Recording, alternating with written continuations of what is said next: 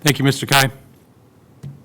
Okay, seeing no other public comments, we're going to move to our first agenda item. First agenda item number 1 is citations for Eagle Scout Award recipients.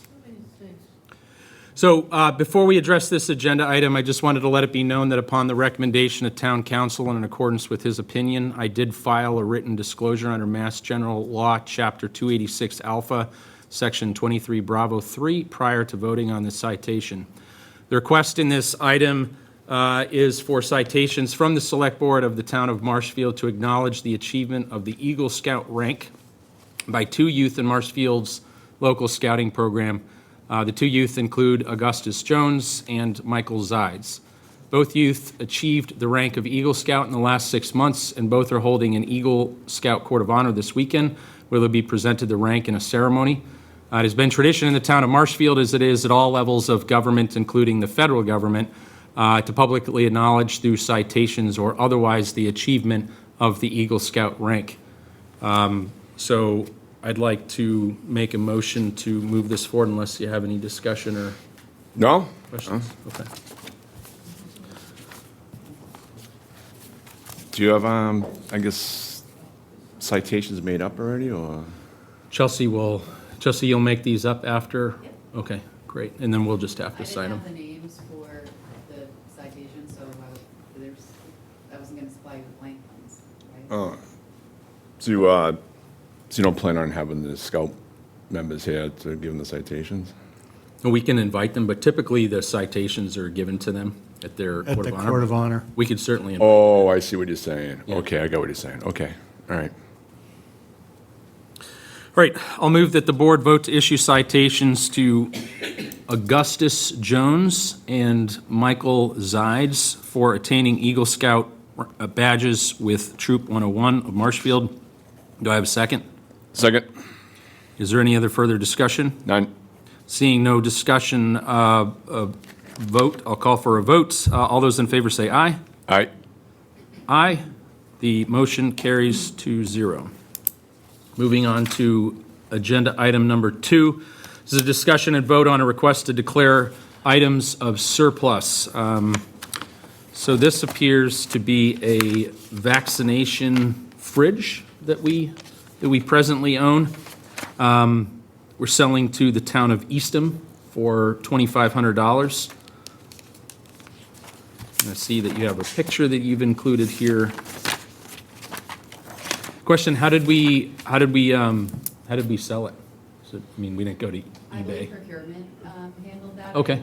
The request was emailed over to me from Brad Russell in Facilities. Yeah, it originated with procurement. Procurement was approached by someone interested in it, and so, And did they follow the process that? And what is that just for my own it's edification? best business practices at that value, so it, it doesn't require soliciting bids or publication or anything like that. It's just best business practices at that value.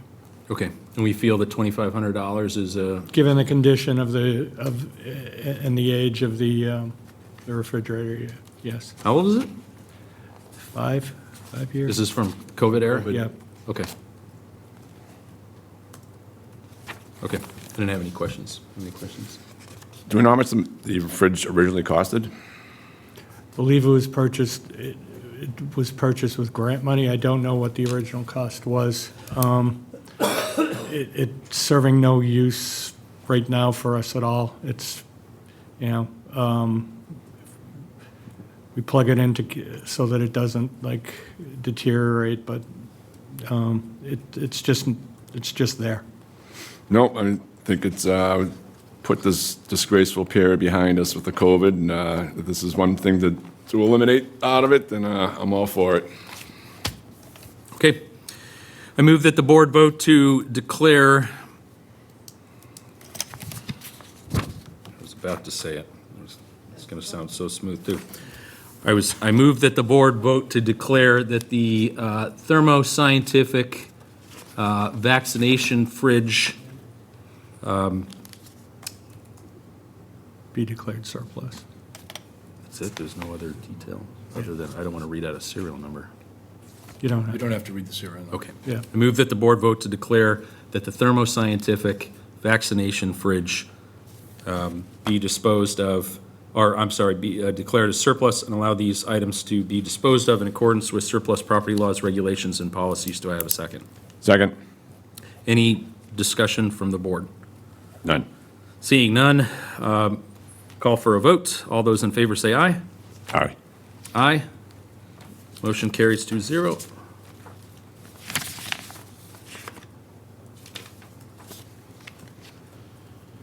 Okay. Agenda item number 3, consent and approval for town council to execute a estoppel certificate for 23 Clay Pit Road. This is the solar lease. Mr. Attorney Galvin. Thank you very much, members of the board. Back on April 21st, we signed a lease amendment with NextGrid. One of the requirements of our lease is that we provide them an estoppel certificate. Making it very simple for you all, an estoppel certificate is the town's representations that the lease is in full force and effect, that the tenant here is not in default under the lease, that there are no liens on the lease-related properties, and that Key Bank, which is the lender for NextGrid, that's going to finance the construction of the solar facility, and they're going to close on Friday on a multi-million-dollar loan, can lend them the money without fear that the tenant's rights were compromised. So this estoppel agreement was an issue when we signed the lease amendment. Our outside counsel, Elise Zoli and Clara Lang, completed the negotiations because they asked for things that were not standard. They asked us to make representations that Elise and Clara felt were not appropriate. They negotiated it down to a point where it's customary in this type of a situation to enter this.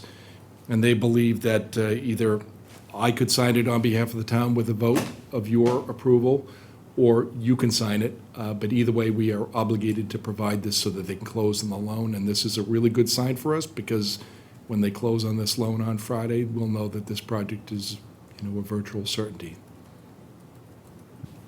Thank you, Attorney Galvin. The lease amendment, can you remind me when that was signed? April 21st, Okay. prior to the election. Okay. And then the next step after this is signed is? They have all their permits and approvals. Yep. So we expect that they'll be looking for a building permit and commencing construction. And if all things fall into place, beginning next July, we'll begin realizing that $1 million of revenue. Outstanding. Okay. No, I mean, I've been through this at the beginning, so I really don't have much. Like I mentioned, though, in regards to that $1 million plus we're getting, I do think we should, in the future, have a discussion in regards to how we place that in our funding. Good to go. Yeah, and you have probably a year to figure that all out. What do you want to do with the funding? Great. Thank you. Well, this is a pretty awesome step forward. So, Very positive sign for the town, revenue-wise. great. Well, thank you for all your work on this. I move that the board vote to approve and authorize town council to execute the estoppel certificate prepared and approved of by the town's outside counsel for 23 Clay Pit Road, which is the solar project at the former landfill. Do I have a second? Second. Any discussion from the board? None. Seeing no discussion, call for a vote. All those in favor say aye. Aye. Aye. Motion carries 2-0. Thank you very much. Thank you, Attorney Galvin.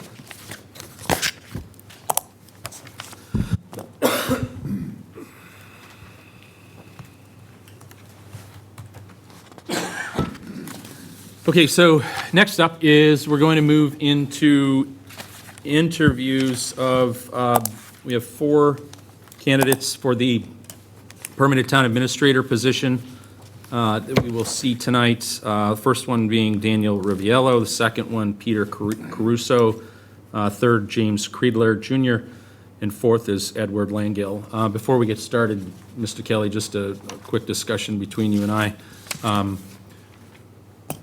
As far as how the next hour goes, well, hour times 4 is Right. how we do questions. I guess, kind of as a starting place, I'd propose that we take the first 5 minutes to let the candidate give a presentation or, make a statement, however they want to do it. Use the 5 minutes, and then we take the remaining 55 minutes. We could do, in my opinion, a couple things. We could either split it right down the middle, and I'll take the first half, you take the second half, or vice versa, whatever. Or we could do, I get a chunk of time, you get a chunk of time, both equivalent amounts of time, and then we circle back, and then we both get a smaller chunk of time. So that way, if we think of like a follow-up question, we're like, I wish I would have asked that, right? We have an opportunity to come back and ask them that question. What are your I'll be thoughts? honest with you, I wish we had the discussion before we set this up. It's okay. I don't know. I mean, I do have a bunch of questions. I would say, my thought is, if they go, we give them 5 minutes to the presentation. If they go under that, then I guess divvy it up from there, and then, Yeah. and,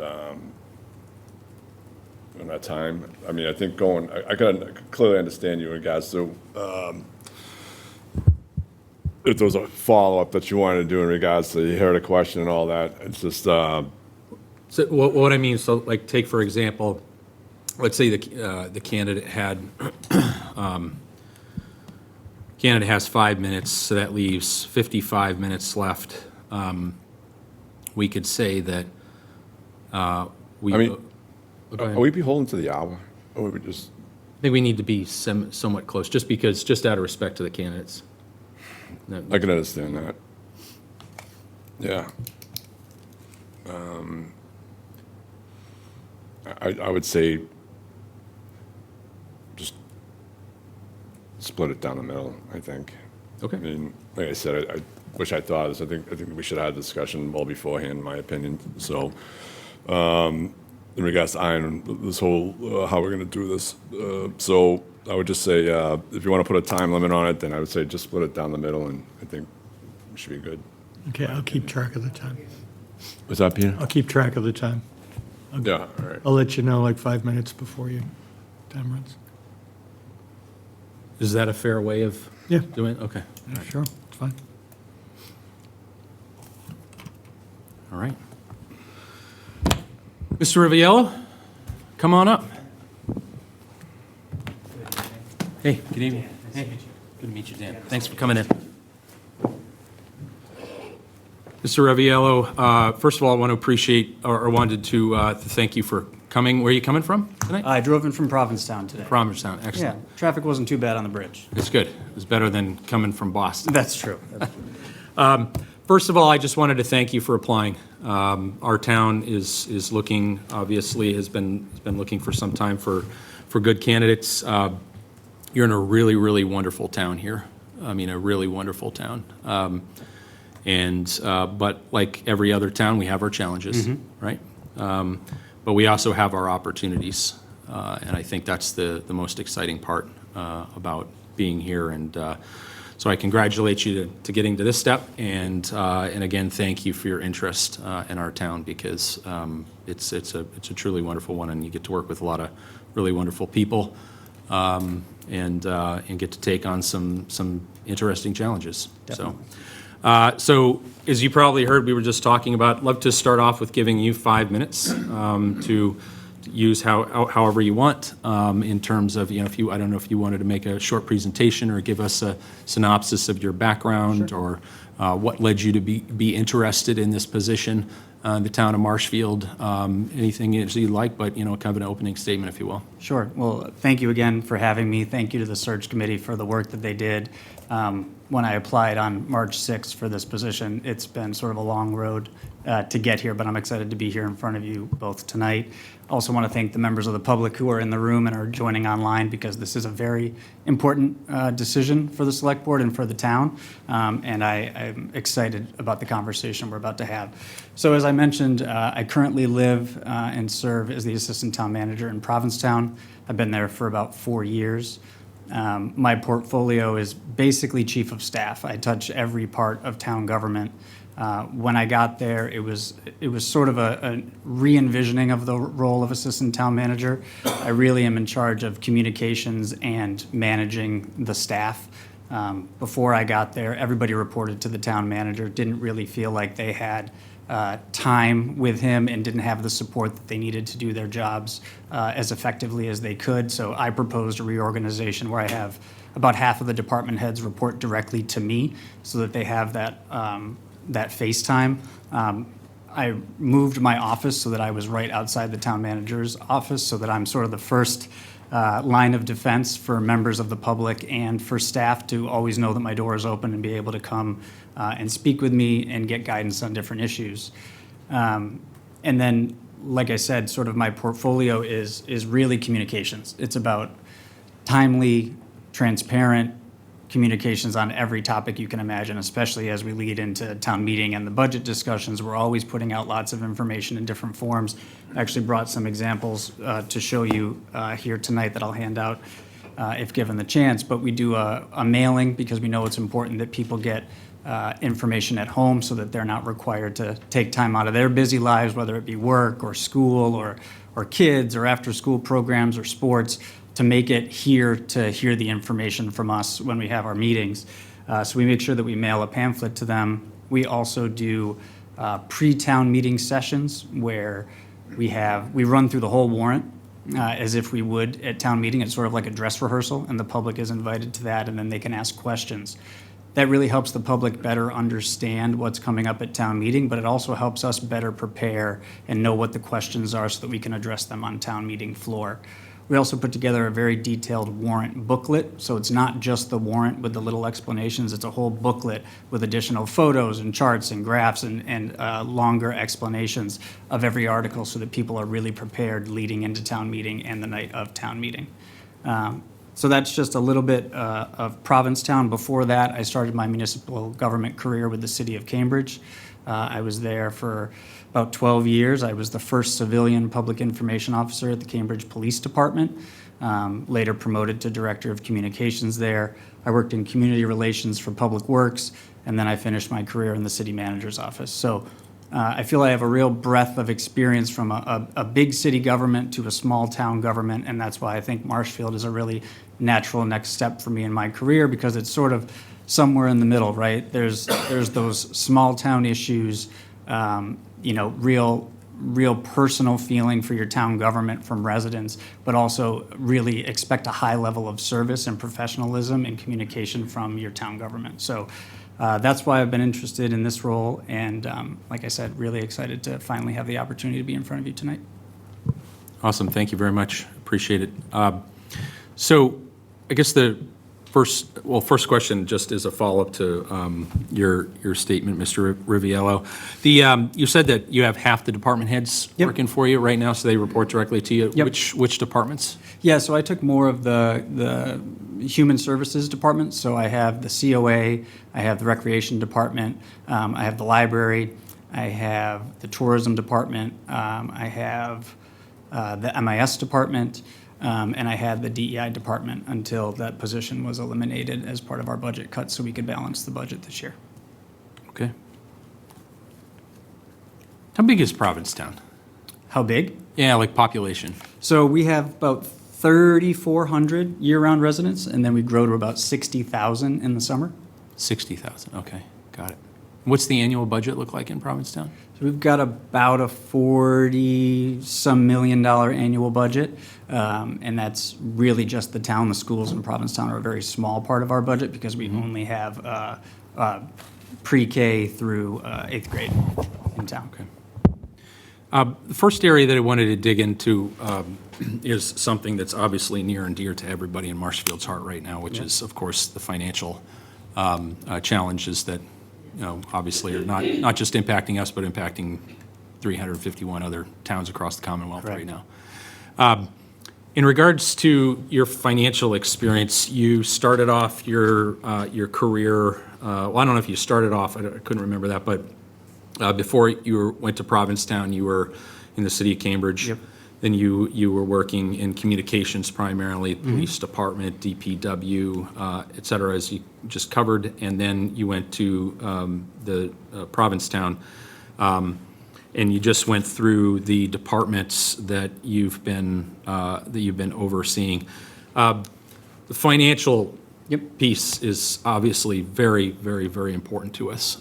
It's been something that we've been dealing with for a while.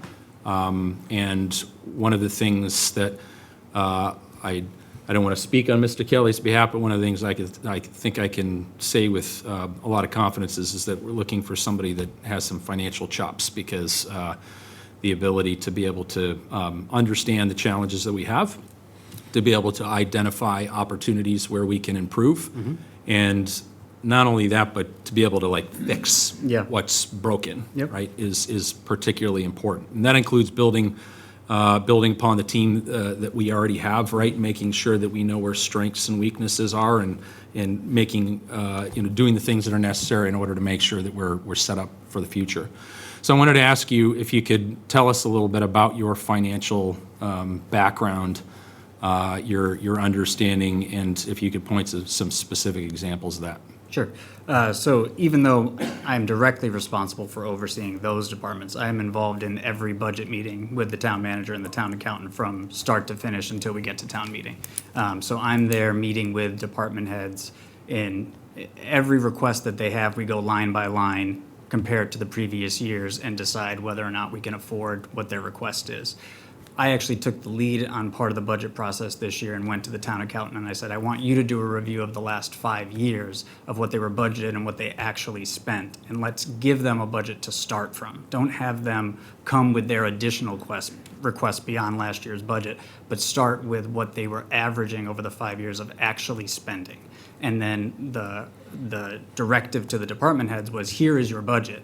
If you have any requests beyond that, you have to put it in writing and come and have a meeting with the town manager, myself, and the town accountant to talk about why that request is above what you've actually spent in the last 5 years and try to make the case for it. And then we would decide on a case-by-case basis whether that was something we were going to recommend in the town manager's budget to the select board. So we have been very diligent about trying to keep a balanced budget. We ended up eliminating 5 positions this year without even being asked to by the select board or the finance committee to present a balanced budget. We actually ended up with a very small surplus at this town meeting. And in the last couple of years, we've done overrides twice, but they were very strategic. We did them because we needed to build out a full-time fire department. Provincetown has been a call volunteer department since its formation. And because of sort of external factors of an ambulance service going away that served our town and another town, we were really in a crunch in the last couple of years to professionalize the department, bring on full-time staff. And so we explained that very early on to our residents, to the select board, about what that would cost and what services they would gain. And those overrides both passed to help us build out that full-time fire department. So we've never done an override to maintain level services. We've only ever asked voters for an override to expand services. Good, thank you. You're obviously a very skilled communicator. Yeah. One of the skills that's going to be necessary, though, to be able to prosper in an environment like this is not just the communication, but to be able to quickly get into the weeds and figure out who's given you an answer that gets you to where you need to be, right? Yeah. And the right answer. I'm curious if you could walk me through a little bit a specific example of where you had to put your analytical skills to use in a financial capacity to be able to figure out how to solve a difficult and challenging problem through digging into something that you had very little to no background in. Yeah, I mean, I think it always comes to pass with the police and fire departments. No offense to them, but they're always asking for more. And when we look at their budgets and we see their overtime costs, that's always something that sort of raises red flags in our mind. And are they asking for too much? Do they truly need this? And it's sort of having those meetings with the department heads to find out, all right, are we adding a little bit too much fluff here? Is this truly needed?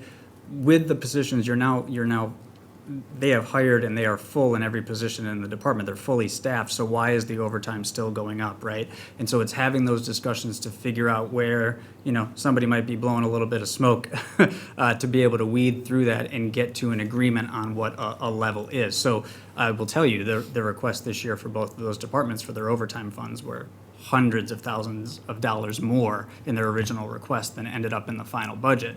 And that was through, I think, two new chiefs sort of using the template of the former chiefs. And after having those discussions with them about what was truly needed and how we could maybe switch some minimum staffing in different parts of the year, we were able to get to a level that they were comfortable with overtime costs without those additional requests. And were those discussions that you yourself personally led? Oh, yes. Yeah. Myself, the town manager, town accountant, we're a team, right? None of us are going to be able to solve all of these challenges alone. So that would be one of my priorities here too, is to make sure that I had a very good leadership team that I could rely on so that, we're all in the room together to be able to have these difficult discussions, because what one of us thinks might be true, another one might see it from a little bit different perspective and be able to ask a different question and push a different way so that we can get to the right answer. Okay. One of the best ways that we can reduce the need for, or one of the ways that we can kind of keep a lid on taxes is through growth. And I don't mean through growth as in bigger population. I mean growth as in business growth, right? In supporting them and the revenue that comes in from that helps offset what we need from property taxes. Can you give me any specific examples of what you've been involved in, either in Provincetown or in Cambridge, to be part of an effort to attract and work with different entities in the town, whether it be Chamber of Commerce or whomever, on those kind of growth initiatives? Yeah, I mean, a lot of our growth in Provincetown is related to tourism and doing different programmings and working with our tourism department and the chamber on tourism-related efforts. But one of the things that I led in Provincetown is the expansion of our economic development grants, which we provide for small businesses. In Provincetown, it's a little different than just opening a new business. It's trying to extend those businesses to be able to stay open and afford to provide additional services, additional opportunities to go out to eat in the wintertime, right? So to try to support and sustain year-round businesses, but they were also available to folks looking to start new businesses as well. And so I advocated to double that funding from $75,000 a year to $150,000 a year, taking money from our tourism fund to put toward that to help support small businesses. So then I helped design the program with the staff member who actually oversees the grant applications and things like that. And it was really successful to give businesses a little bit of extra help. And so, I know we're in a budget crunch here, but as we work through the immediate crisis and get ourselves more set up on a more sustainable footing, it is something that I would like to explore here of having a grant funding process where small businesses could apply for different expansion, starting a new business, things like that, because it really is going to be the growth of those new businesses. It's not going to be a Costco that comes and saves the day. The solar array is certainly a great addition, and it's going to bring in additional revenue, but supporting and expanding our small businesses should be something that we definitely focus on. Thank you. The other thing, there's many things. In order to be able to be successful, you also have to be able to collaborate with others. And you have to be able to not just collaborate with them and talk to them and work with them, but you got to find ways to compromise and to get things done in what can be politically charged situations, especially with your department heads, right? Sometimes that can be difficult. Your department heads are rightly trying to make sure that they have all available resources, and they're the best advocates for those. But it's your job, all right, or would be your job if you were selected as the town administrator to be trying to bridge that balance between making sure that somebody's well-funded and that they have the resources they need, but at the same time that we've taken care of everything else too, and not putting undue burden on our taxpayers. Can you provide me with an example of where you have been instrumental in building consensus in a difficult environment and how you got through that? I mean, I sort of look at my my job every day is building consensus. I mean, that is really my role. Department heads come to me with problems that they can't solve or need support with, or want to know how to be able to bring those issues to the select board in a way that's going to get support. And I help work through sort of all of those issues all of the time. Staff have told me that I'm approachable in a way that other leaders have not been. They know that I'm willing to listen and give them the time and work through tough problems with them. So, I mean, we compromise on things all the time. I would say that I would never have my philosophy be my way or the highway, right? It's what do you need? What can we provide? And if it's not the exact funding or the exact outcome that you wanted, let's talk about how we might be able to get there in the future, right? There's always going to be another bite at the apple, and no decision is ever set in stone forever. So sometimes it's being strategic about, it's not this year, right? It's if you can come to me with a plan on how you're going to be able to increase some revenues, maybe we can have this discussion next year so that it's more of an offset, right? But we're not in a position right now that we're going to be able to move forward with that. And we have those conversations daily. So that's a good philosophy, but I'm looking for a specific example. I want to hear your war stories to help me understand your experiences in being able to actually use your consensus building, right, to be able to approach a couple of different parties, for example. It could be anything. Sure. That are having a difficult time trying to find consensus, where people are, motivated to, to defend or to project, advocate for their beliefs or whatnot, and how you were able to bring them together. Sure. I mean, my biggest war story in that regard would be the fire department transition. We had a volunteer fire chief who'd been fire chief for 30 years. His father had been fire chief before that. We had done special acts to extend his tenure beyond his required retirement age. And when it became apparent that we had to move in a direction to hire full-time staff, he was no longer on board with that decision. And so we had very tough conversations with the chief at the time in the town manager's office. I think I played bad cop in that situation more times than I can count. But we kept the select board apprised the whole way through the process. Here is our plan. Here is what we need to do. It's going to be sustainable for the future. We reached out to the former deputy chief and asked him to come on as an interim chief. And on, what day was it? July 1st, the volunteer fire department showed up at the select board meeting and stood up and walked out. And the select board did not blink because we had prepared them for that moment and had a plan in place to bring back the former deputy chief, which brought some of those members back almost immediately. And we had already begun hiring for full-time positions. So, it was a very difficult position. I think I give my select board a lot of credit for sticking by us and our plan, but we knew it was the right thing to do, and it has set us up on an incredible path. We now have 24 full-time people within the department. I'm currently leading the search process for our first full-time fire chief, and up and down members of the community and members of the select board cannot say enough about how great the transition has gone and how much they appreciate the work that we did and the full-time members that we have now. We actually just had a promotional ceremony for the first 3 full-time captains in the department's history on Monday, along with the promotion of a deputy police chief and police lieutenant. So it was very tough in the moment, kept me up at night, but because we did the work ahead to prepare and know that it was the right decision, we were able to weather that storm.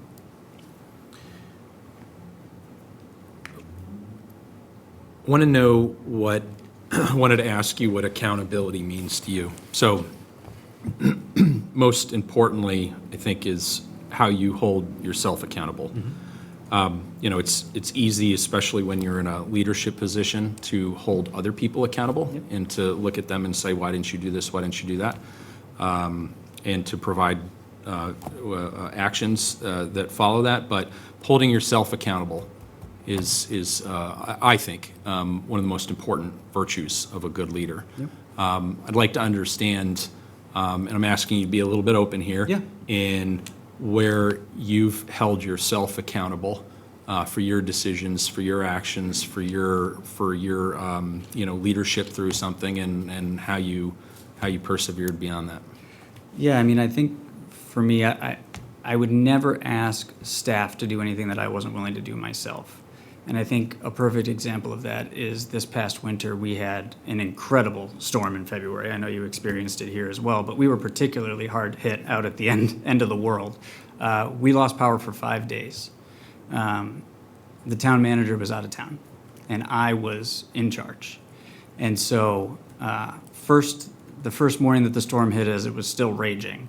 I couldn't get out of my driveway. There was a tree down. So I had the police department come pick me up in a cruiser, and I immediately went to the police station. I was there by 10 a.m. as the storm was raging. And I was in command. Police, fire chief, me, figuring out how we're going to open a shelter, because we knew at that point that this was going to be a very long duration event for Provincetown. And so, I was directing all of the action.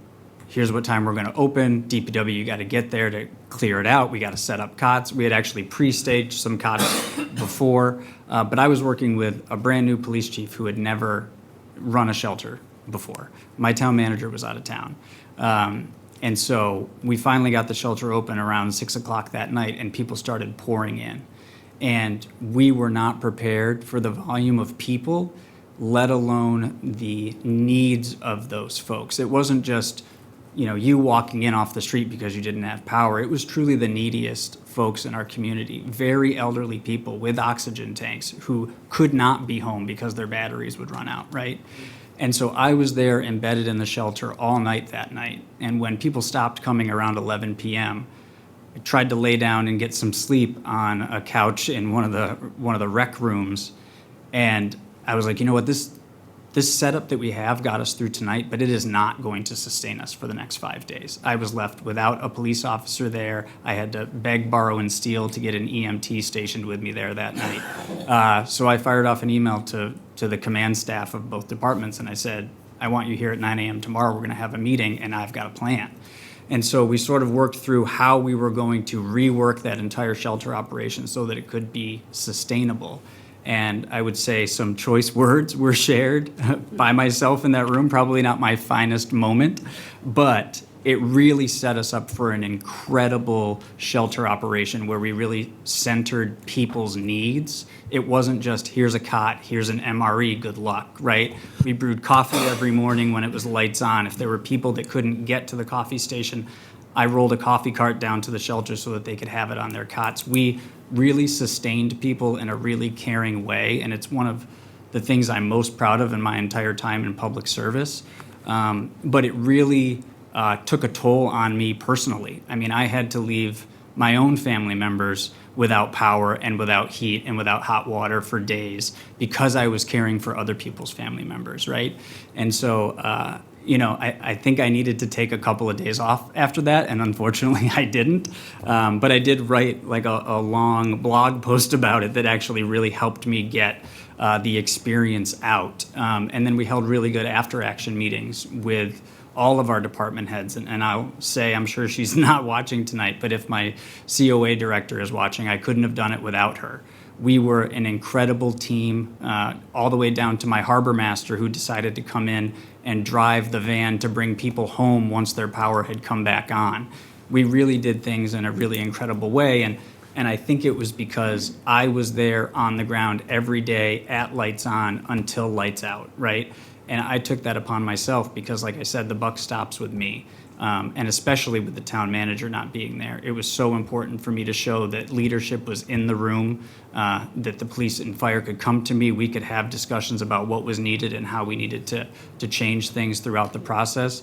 And we even then had the governor show up in the middle of all of it. So had to deal with the National Guard and the governor and all of that for a photo op in the middle of this crazy time. And I will say, select board members had no complaints. They were incredibly proud of the work that we did, and I think that speaks volumes to what we were able to do. We had residents show up at the next select board meeting thanking us so much for how we took care of them, not just kept them safe, but kept them cared for. Great, thank you.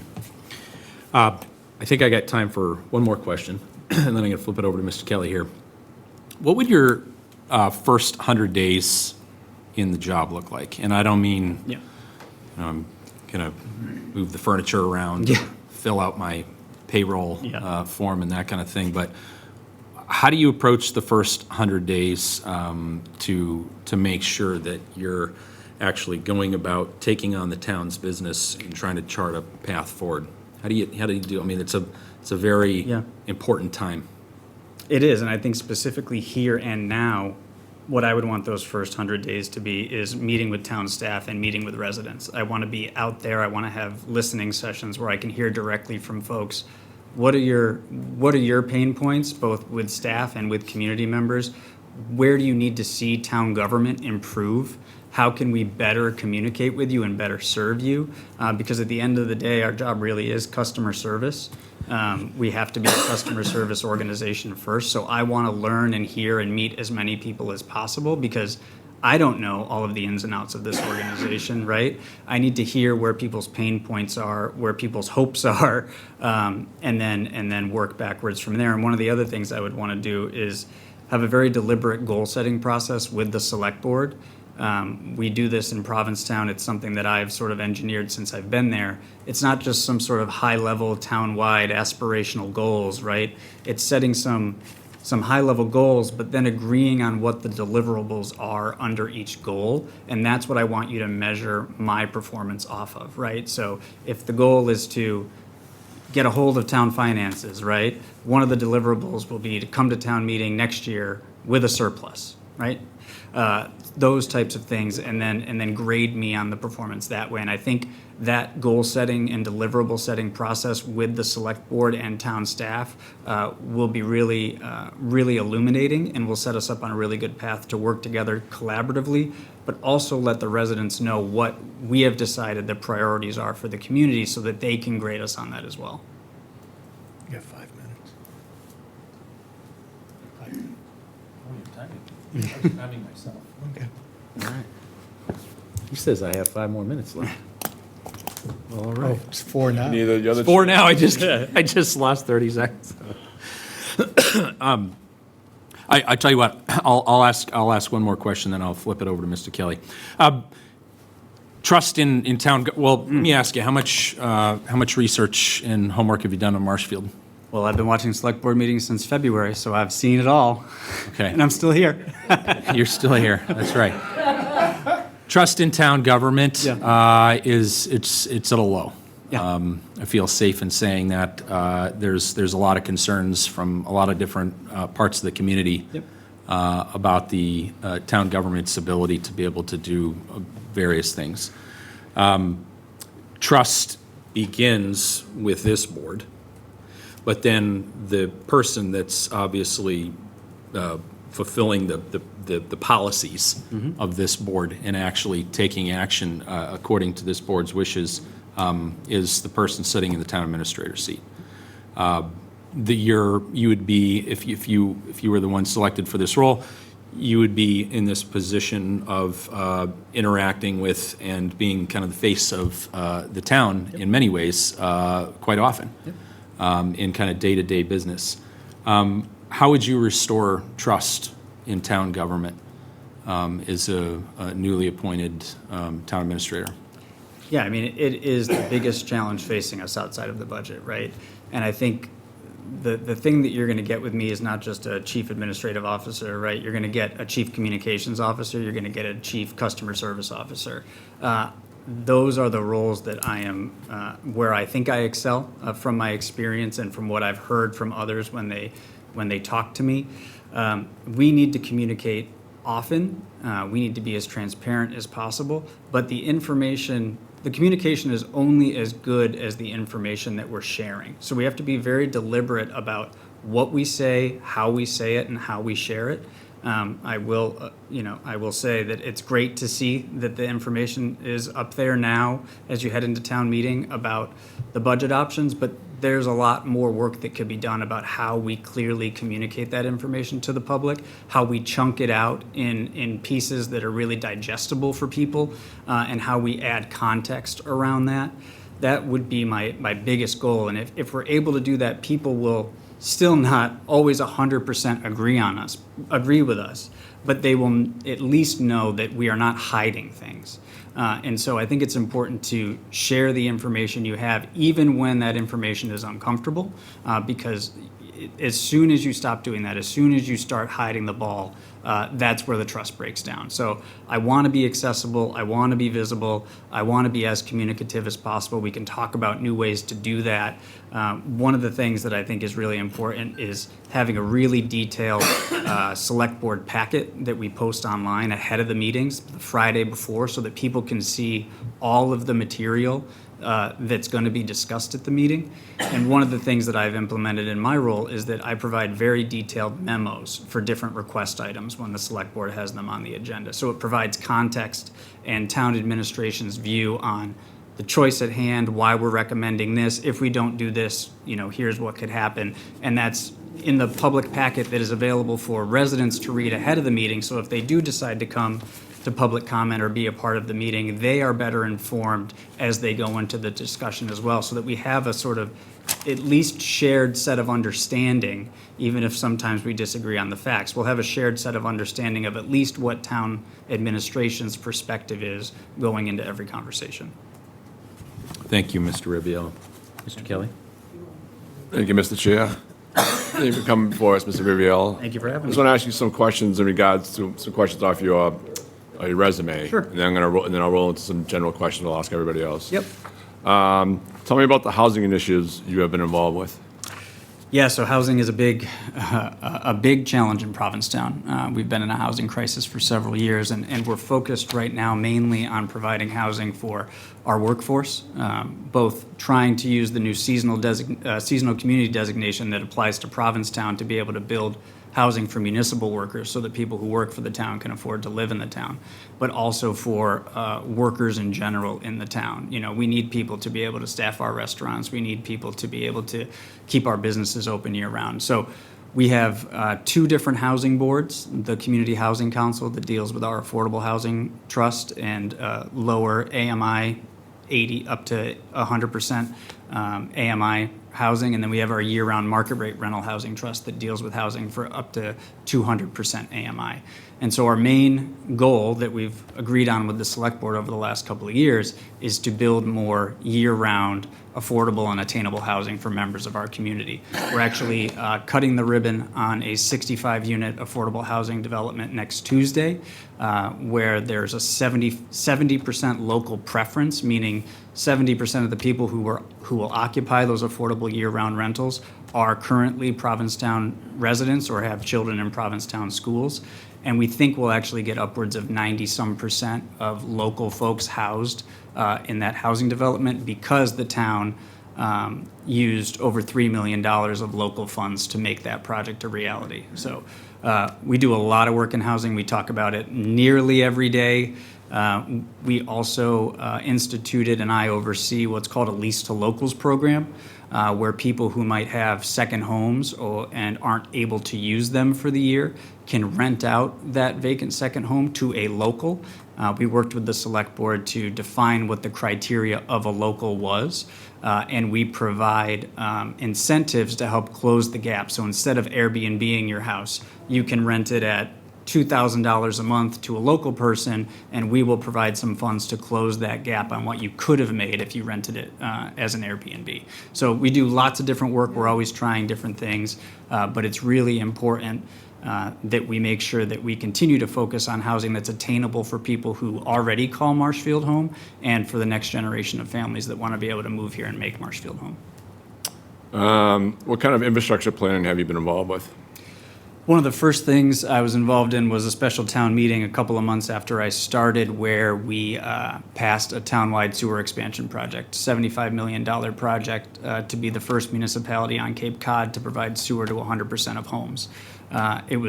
It's almost all funded by grants and betterments, so betterments on the property owners when sewer comes to their street. And we did not have to raise taxes to do that. It is a large undertaking. We are still working our way through it, but should be finished around 2030, 2031. We're also just about to break ground this fall on a redesign of Shank Painter, which is sort of the main road into town that redoes the whole street, but also provides bike lanes and sidewalks for the first time for the full length of Shank Painter, which is really the main gateway into Provincetown. We have a ribbon cutting ceremony in a month for our largest recreation space. Marshfield has not been invested in since the 1970s.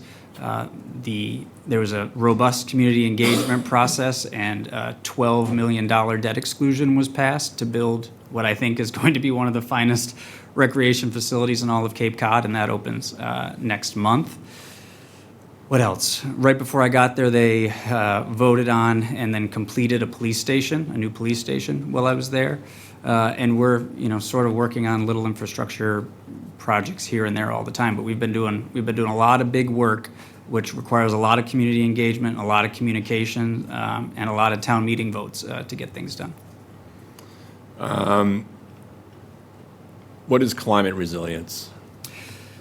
So, for me, it means coastal resiliency. It's how do we protect the neighborhoods that are low-lying near the coast, right? Homeowners, property owners can't be expected to bear the brunt of all of that on their own. So how do we come up with a plan that helps come up with some options, look for grant funding to raise seawalls where we can to protect public infrastructure and also help residents in the process as much as possible. An example from Provincetown is we just did a whole coastal resilience plan that gets us out to 2050 with a whole bunch of things that we need to do on public property, but also a pamphlet of things that homeowners can do on their private property to help better prepare them for sea level rise or those high-impact coastal storms. One of the things we've done in the interim is it was my idea to get some deployable flood barriers. There's one specific area of town that got hammered 3 winters in a row from waves coming over a private seawall that we couldn't do anything about raising. And so we got interlocking flood barriers. DPW learned how to deploy them, and now we have them and can put them there to hold the water back on Commercial Street. So the idea behind it is it's coming over private property. Before it goes to even more low-lying areas on the other side of Commercial Street, we put the barriers up. We can deploy them in like 20 minutes. DPW, it's amazing to watch them do it. And that holds that floodwater on Commercial Street to allow it time to go back out through the catch basins and into the harbor as waves are receding. So it doesn't stop the water from coming, but it does the best we can to help mitigate the effects once it gets on land. Why is there a blank between 2013 2015 in your employment? Oh, so I started my own communications consulting firm in those years. So I was doing work on my own during those times. Okay. We have employees in town who come before the select board to speak. On more than one occasion, some of the employees act as if the select board are beneath them, especially in their tone how they speak to the select board. How would you handle that situation? So I can't control what they do when they ultimately get up to the mic, but I can have very pointed conversations with them ahead of time. I work for the select board. They mostly work for me, but we all work for the townspeople. And so we need to be respectful. We're going to disagree often, but we have to support each other. And I think that's one of the things that I will bring to staff is knowing that they can come to my office and get those frustrations out. But when they are here, they're to be respectful and present themselves and their position in a manner that is worthy of the public's trust. When would you stop preparing the budget for the following fiscal year? I'm sorry? When would you stop preparing the budget for the following fiscal year? We need to start preparing right away. We need to be having budget discussions in late summer. We start very early in Provincetown. We have our first discussions in September. That's when we send out the department communications to let them know when their budget requests are due. Then we move through October by getting those in and having those additional meetings with department heads about, okay, here was your base budget, here are your requests beyond that, give us the reasons why, and let's talk about how we can come to some sort of agreement here. And then we're meeting with the Finance Committee and the Select Board throughout December, January, and February to finalize the budget, to be able to get the warrant ready in March for town meeting in April. So we do a lot of work, but it starts in the fall, and we should definitely start in late summer here to make sure that there's time for the Advisory Committee and the Select Board and the School Committee to all sort of meet together, try to get on the same page so that we have a very good idea of where we're going to be by the winter. When a select board puts forward a deadline, do you believe you should adhere to that deadline? If it cannot be adhered to, what would you do? My job is to adhere to deadlines. I'm your employee. So if there's some reason we can't meet that deadline, I would let you know as soon as possible and provide the reasons why and tell you when I could have that information or that program to you. How should you conduct yourself if you disagree with a select board or a select board member, or a member of the select board during a meeting? And also, I'll ask, in a private setting. Sure. I mean, again, we all should act as professionally as we possibly can. That's one of the parts of having the public trust us, right? We need to be able to disagree without being disagreeable. And so we can have offline conversations and we can, have it out behind closed doors if we need to from time to time. But in this setting, in this room, it is incumbent upon us to present the best, most collegial version of ourselves that we possibly can. We are certainly going to have disagreements. I am not going to win every battle. There might be a couple that I do get to win, but again, there's always going to be time to fight another day. So I know it's not my job to win every battle. It's to take your policies and put them into practice and give you the best advice that I possibly can. And at the end of the day, if the select board goes in a different direction than what my advice was, I will carry that out, no problem. As we are unsure in your abilities and are the right fit for the town, would you allow a trial period of 6 months to a year with no penalties to the town if you were to be released? No, I mean, I have to uproot my life. I have to buy a house here. I need to leave a very stable job. So no, I would not be willing to do that. Do you have any relationships, affiliations with anyone in the town of Marshfield? I have a friend from college, Maggie Brady, or Maggie Miller. She may have emailed your office advocating on my behalf. Other than that, no. Anyone, any relationships or affiliations with anyone currently employed by the town? No. Or anybody that used to be employed by the town? Nope. Each of the candidates before us would do a report and presentations to the select board. What kind of reports and presentations would you do?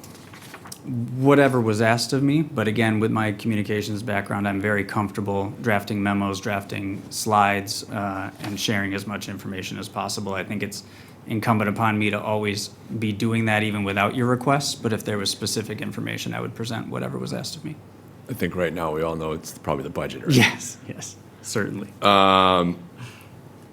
Is there what kind of policy recommendations would you present to the board? Can you expand on that a little bit? I don't know, just anything policy-wise that you would like to bring forward? Oh, there will certainly be things. Off the top of my head, again, I think it's talking about probably some select board rules of procedure in the way that we share information with the public ahead of meetings. I would definitely want to bring some policy recommendations around the way that we share that detailed information. I think it's a really, really useful tool to show the public all of the information the town staff are preparing, all of the things that the select board are seeing, and better informs people to be able to come be part of the process if they wish. What makes Marshfield a place you would like to work for? I have to say I love a challenge, and it really seems like there is an incredible upside for this community right now. I think it's at a real inflection point where there's a lot of good work that can be done to rebuild trust and get the finances in order. It's the right time for me in my career to make the step to town administrator. And on a personal level, my mom lives in Plymouth. I have nieces and nephews in West Plymouth. I have nieces and nephews out in Acton, Boxborough. And I want to call the South Shore home for the long term.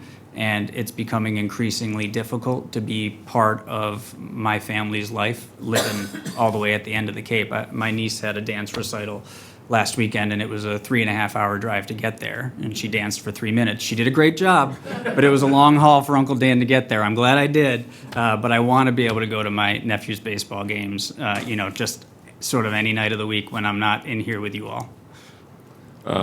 In my short time in office and getting to know the budget and its process to a certain degree, it is my belief more money should be siloed in specific funding areas instead of placing most of it in the general fund. And I'll give you an example. The town collects over $4 million in excise tax every year, but it's my understanding nothing is dedicated to streets and sidewalks. Do you recommend such a process? And if so, have you implemented in the communities you serve? Yeah, so we actually do that in Provincetown. We actually separate our rooms and meals tax money into 4 buckets. One is sewer, our sewer wastewater fund, excuse me. One is our housing fund, another is our tourism fund, and then the remaining percentage goes into the general fund. So there's definitely pluses and minuses to that. It's only ultimately in the short term going to put more pressure on your general fund budget because monies are going to be siloed elsewhere. But it's certainly something I'd be willing to look at with the board because it does give you dedicated funds in those buckets to work with. Yep. Since you are applying for this position, have you been following the budget process? Oh, yes. Is there anything that you would do different? That's a tough question. I would say, yes, this budget process should have started earlier and certainly been more communicative. The information was not out there at all until really the last several weeks in a way that was packaged, in a sense, for residents. And so, I understand pushing off the decisions on the financial articles till Monday's town meeting. I think that was wise to give more time to bring some certainty around what the actual numbers were going to be. But as we talked about earlier, we need to start the process much sooner and be communicative throughout the way so that there's a shared set of understandings about where we're going, what we may be asking for, and why. Could you give the select board some ideas on what you suggest to control spending that the select board would have more oversight on? And I'll give you an example for your answer. Do you believe overtime should be incorporated into the department budgets? My thinking is overtime should be in its own account under select board supervision. Anytime overtime is used, the head of the department is required to explain why overtime was used. I've only ever seen it where overtime is within the department budget. I think if we all establish a shared set of understanding about what overtime is for and how it's used, the select board could come up with policies related to that. But I don't think the police, fire, and DPW departments are going to be agile enough with your meeting schedule to be able to come request specific overtime expenditures. Again, we can explore that, but we should probably work on a policy together first to see how that would work, get input from those departments, and then see how overtime could be better managed going forward. But a lot of the increases that we see in overtime is because there's unfilled positions and your collective bargaining agreements require minimum staffing. So there's not a lot of leeway there, but those are all things that we can have on sort of the whiteboard in my office for things to go back at as we have future collective bargaining agreements or different discussions. But in the short term, I'm not sure that you're going to be able to do much in that area. Well, I'm not looking to have them come before us every week and explain Okay. the situation. I look at it as that, take whatever overtime you put into the budgets, put it in one column, and then every time they use it, whoever's the department head would have to explain. So the select board would just get a report every week or 2 weeks or whatever. Yeah, one of the things that I produce for every select board packet is the town manager's report, and it's extremely detailed. So every department has to provide me with their updates for the prior week and the week looking ahead. And then that is published in the select board packet and also posted on the town manager's page so that the public can see it. And so one of the things that we've found really useful is when there's requests like that, we can set up a system where it's our job to include those types of things in the town manager's report so that you have it in front of you and the public has it as well. So if that was a request from the board to anytime a certain amount of overtime was used in a specific department, that could be what they were required to provide to me as part of their town manager report every week. What would be the first areas in the town budget you would like to see where the town can do a better job?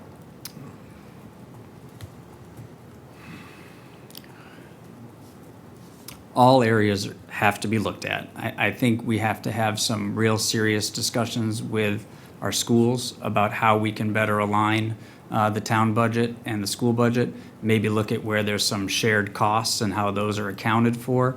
But ultimately, we need to be much more collaborative with the school committee, with the superintendent, with the select board and the advisory board, so that we can have these ongoing discussions about the budget and where tweaks need to be made. It's not something I could point to something right now and say, we need to really look at this. It's all those sort of fixed costs that we have and how we can make improvements in those areas over time, whether it's finding ways to increase revenues, whether it's different fee structures for services that people pay for without having to raise taxes. But there's a lot of areas we're going to need to look at. There's really no one silver bullet that's going to solve this problem. What would be your goals for the town of Marshfield if you were hired? Number one goal is get our finances in order. Number two is to restore public trust.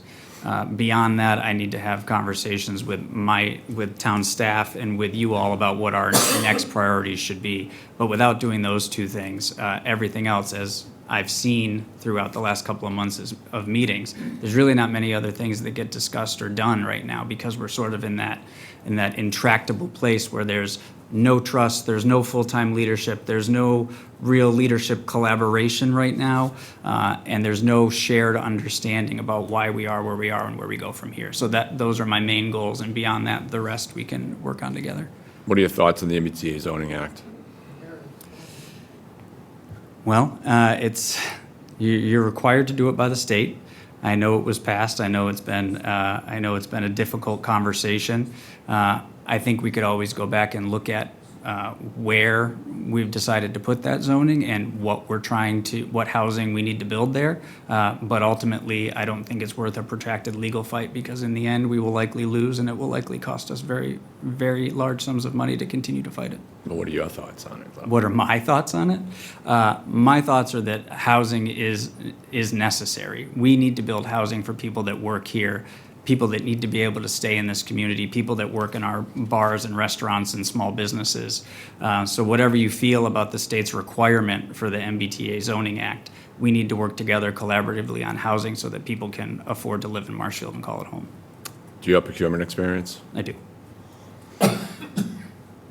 If you were hired by the select board, do you plan on living in the town of Marshfield? Yes.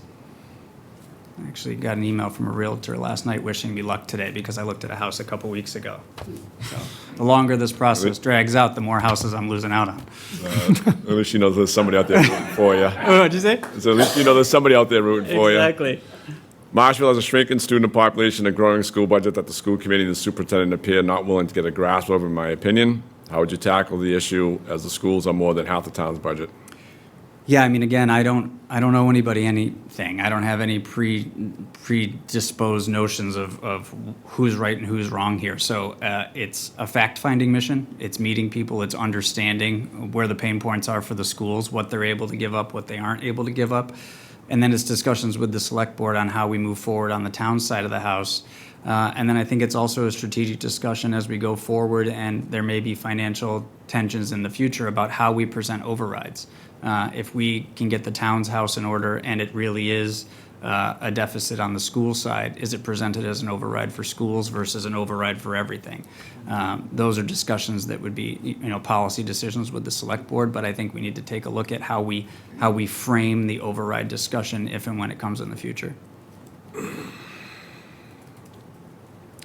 So when you say frame Yep. the override, I mean, are you saying the town should do a better job in pushing for an override? They got to frame it. No. Framing it as whether it's a general override for both schools and towns, right? Or in the future, if it's an override that is just required for school funding, to not have to sort of touch the town side if we feel like we've done a good job balancing the town's budget on our end. Okay. Do you believe you could formulate an economic plan that will not increase the taxes on the citizens of Marshfield? If so, what would that plan look like? It would depend on what the policy directives were from the select board. I can only do so much with the budget we have, so if there are things that the select board wishes for above and beyond that, we would have to have those discussions and make the case to the voters, and if it required an override, so be it, but if not, then we can't move forward. What is your idea of economic development? My idea of economic development. I mean, I think it's increasing the opportunities for business in town. Like I said, I would want to focus on our existing small businesses and helping them expand if they're able and willing to do so, and also trying to create the opportunity for new small businesses to get started. That's going to be the most sustainable path we have. What is the toughest decision you had to make in your career? How did you handle it? What was the outcome?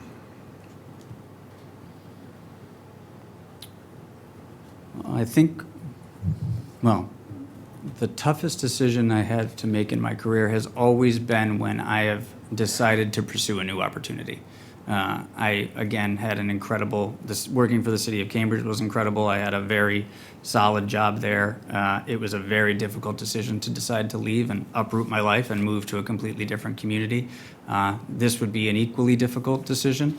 But in the day-to-day, I mean, we're making difficult decisions every day. I don't think there's one thing I can point to.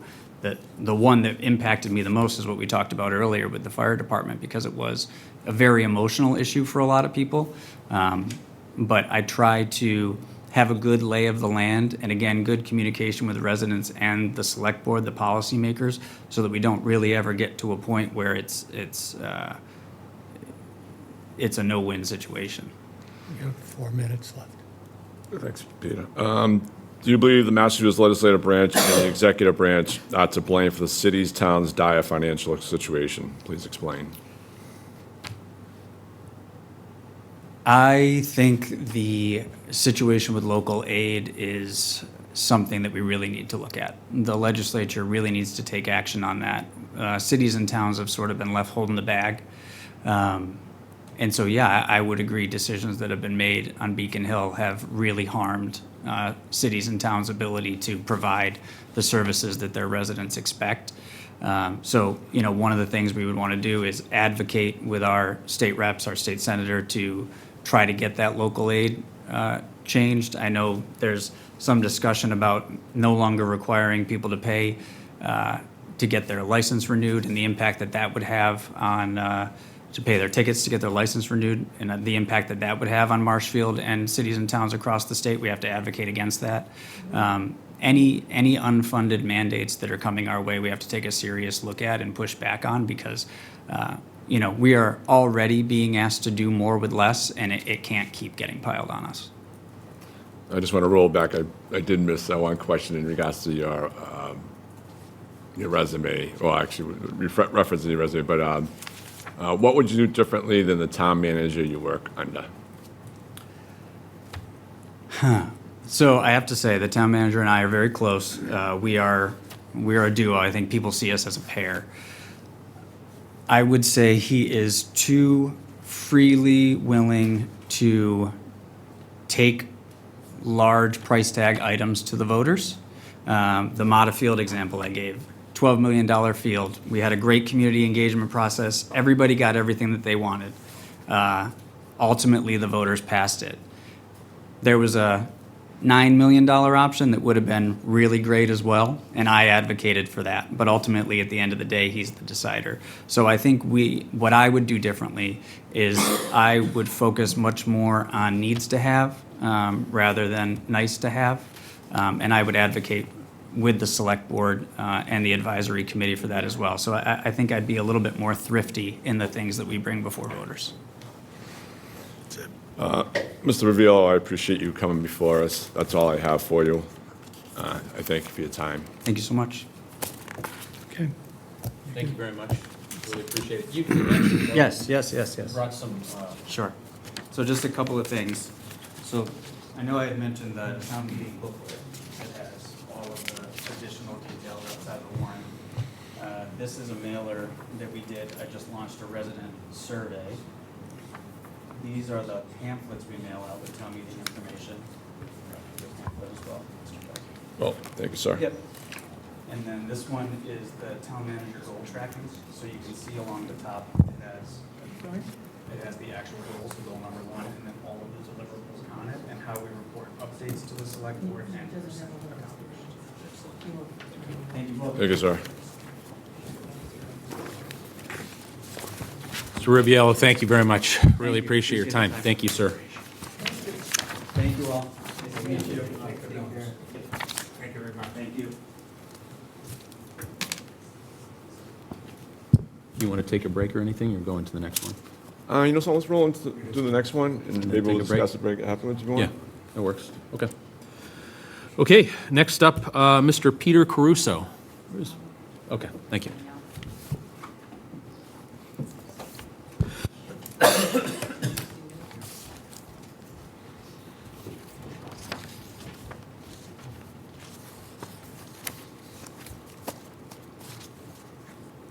How you liking it so far?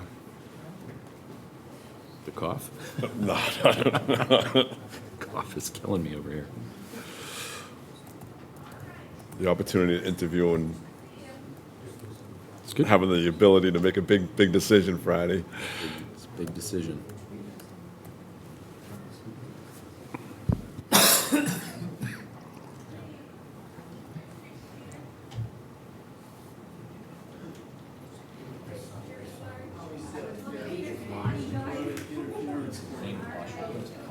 I know. Sit right here. I Pick your know. poison on which chair. Yes, thank you. Hello. Nice to see you. That's right. Mr. Caruso. Caruso, welcome. Thank you for coming in. Appreciate it. Good to see you again.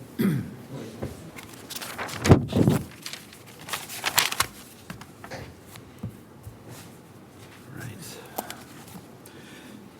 Mr. Caruso, welcome.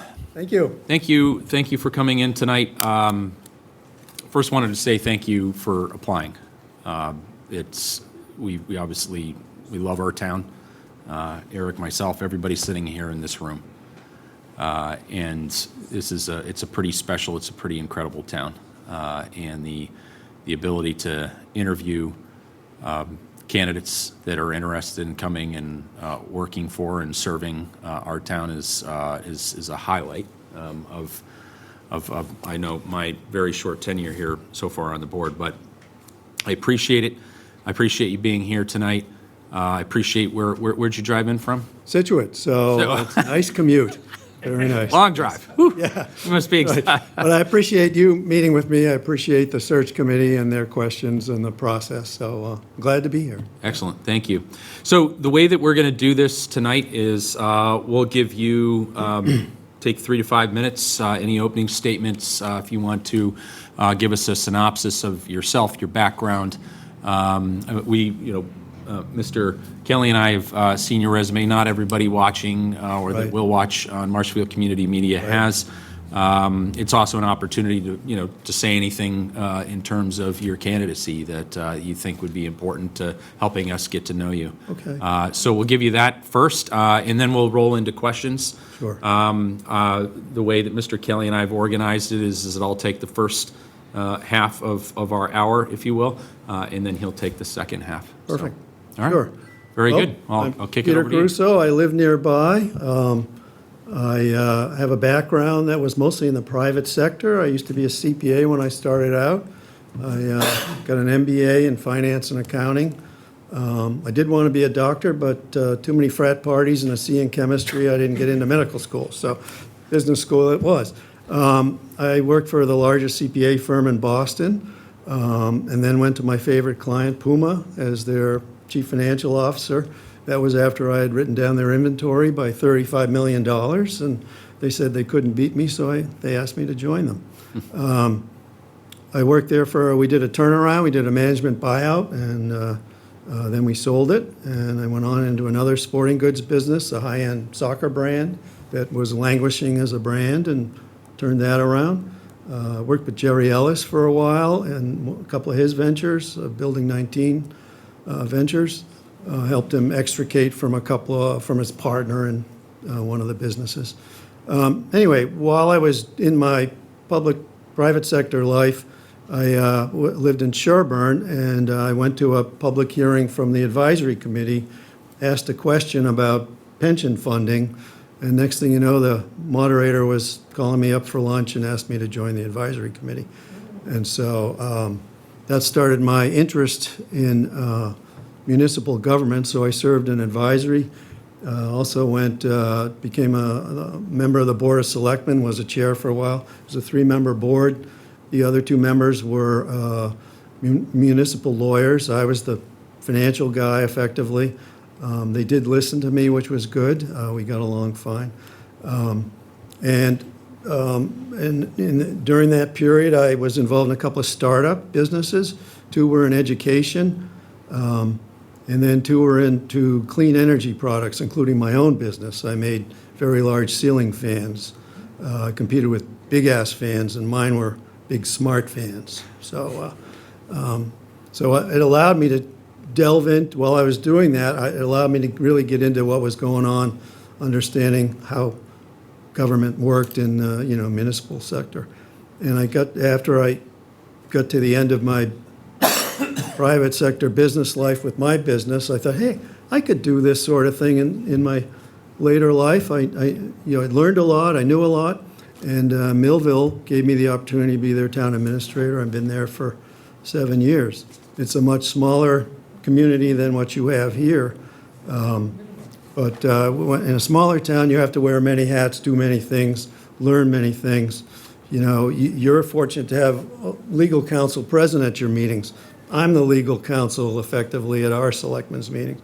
I do the homework beforehand and bring, the issues forward. That's just an example. And Millville has limited resources. They've tried a couple of overrides in the past, neither one during my tenure that didn't succeed, but somehow we've managed to get by. And we have good, dedicated people. My experience is people like to do their best work, and hopefully you let them do their best work. And it's been a great experience. I work with different folks on the boards, on the Board of Selectmen. It's a 5-member board in Millville, so there have been a number of folks there. As a town administrator, you want to help them also do their best work, come to the best decisions, help them, help distill complex concepts into simpler things that are understandable for folks. Why am I here for, I wasn't looking for a job, but pop the surrounding towns all looking for a town administrator, Cohasset, Norwell, and Marshfield, right? My daughter lives in Cohasset. I have friends in Norwell. I thought both those towns were kind of boring. You aren't boring. You're interesting. And you're kind of a turnaround. I think I use that in my paperwork, that there's some turnaround elements to it, which in my private sector, I had quite a bit of practice. So I find what you're doing interesting. Yes, I've had some experience. I've got some miles on me, as we say, but I still have a lot of tread on the tires. I'm not sailing off into the sunset because my wife doesn't want to do that. So I want to keep doing things. And as I say, I wasn't looking, but this was kind of unique. I found it very interesting what you've got going here. Now, I will say I did apply for the Artemis 3 as one of the crew members. That's much more interesting. I didn't get the gig, so here I am. Well, we're glad that you that you missed your shot in space. Yes. For the opportunity to be here. Well, thank you for that opening statement, sir. So, kick it off. Obviously, as you mentioned, it sounds like you've done some of your homework, right? Yes. We have a particularly weighty challenge in the financial space in our town. We have for a while. And we've been, the town is sort of meandering through that for the last year or so, and there's a lot of work to be done. I'd like to understand, you said you went through your corporate background and your experience there, but help me understand a couple things. First, your financial background in the with the town of Millville. And any specific examples that you think are relevant there in terms of showcasing your skill set and your background there. And then how did you have a unique background as compared to some of our other candidates in the sense that you spent a lot of time in private industry. Right. And some pretty large companies too. Help me understand how you bridged the gap from going from a big company with a very different big companies obviously have a very different perception, right? It's all based upon profitability. Right. In a town, it's a balance between services and fiscal discipline. And so I'm curious how you made that transition and how you still use those skills today. Sure. So in Millville, I am a strong town administrator. The bylaws are pretty extensive regarding the position, unlike your charter, which is a couple of paragraphs, right? But I'm not saying that in a bad way. I'm just saying, one of the aspects of the responsibilities and authority I have is over the budget process, including the schools, believe it or not. And so part of the way I've operated in Millville is put out a guidance letter at the beginning of the budget process cycle. And the guidance, I get buy-in from in Millville, we have a finance committee and the Board of Selectmen in terms of percentage increases, level funding certain expenses. You know, people have so much to work with of the pie, if you will, the budget pie. And to the extent there are, you know, things that go above that, you know, they need to be well justified, and alternative sources of funding, if found, can, you know, need to be considered. So the guidance is the first starting point. In my experiences, our department heads are very careful about spending other people's money, generally follow the guidance. The schools it's a regional school district, and we also have a regional vocational school that we deal with. You're dealing with that as well. They work with us. That's really the key. But sometimes they're exceeding the guidance, but working with the superintendent has generally been a pretty good experience, and they recognize the limitations of a town like Millville and the people in it. So we've managed to get through our budgets. We do use free cash occasionally to offset deficits, but we've managed to continue to work down. So I would say by the next two budget cycles, the deficits will be gone. You know, they're not structural. We're eliminating them by some of our smart management of those budgeting processes. In terms of large, small, you know, in large, I find waste. In Puma, we were spending $130 million, but the revenue was $100 million. That's not a sustainable business model, right? And in today's dollars, that's probably a $500 million business. So we went through a very extensive turnaround setup, had plenty of staff. In Millville, we have a department is typically one person. You know, the department head is the department. It's fairly challenging. Everybody has to wear multiple hats. In startups, I had my business was a blank sheet of paper, and I outsourced engineering, design, sales, production, all outsourced, so I didn't make the investment in the capital structure. But in a startup and small businesses, cash is king. You're not necessarily, you want to get the profitability, but your burn rate and what you're spending is pretty important. How much money you have in the bank, so that you got to invest in inventory. That's painful if you don't have the money. Yeah, I was using the kids' college fund for some of my business. You know, that's a joke, but but anyway. Small businesses, you have to do it all. You have to see it all. You have to know it all. You have to be resourceful. You have to. You're problem solving, and you folks have a lot of problems to be solved, I think, and from what I've seen. You know, I've done due diligence, I got notes, I got comments I'm happy to make about what I've learned. What do you think? You mentioned that we have some problems to solve. No disagreements here.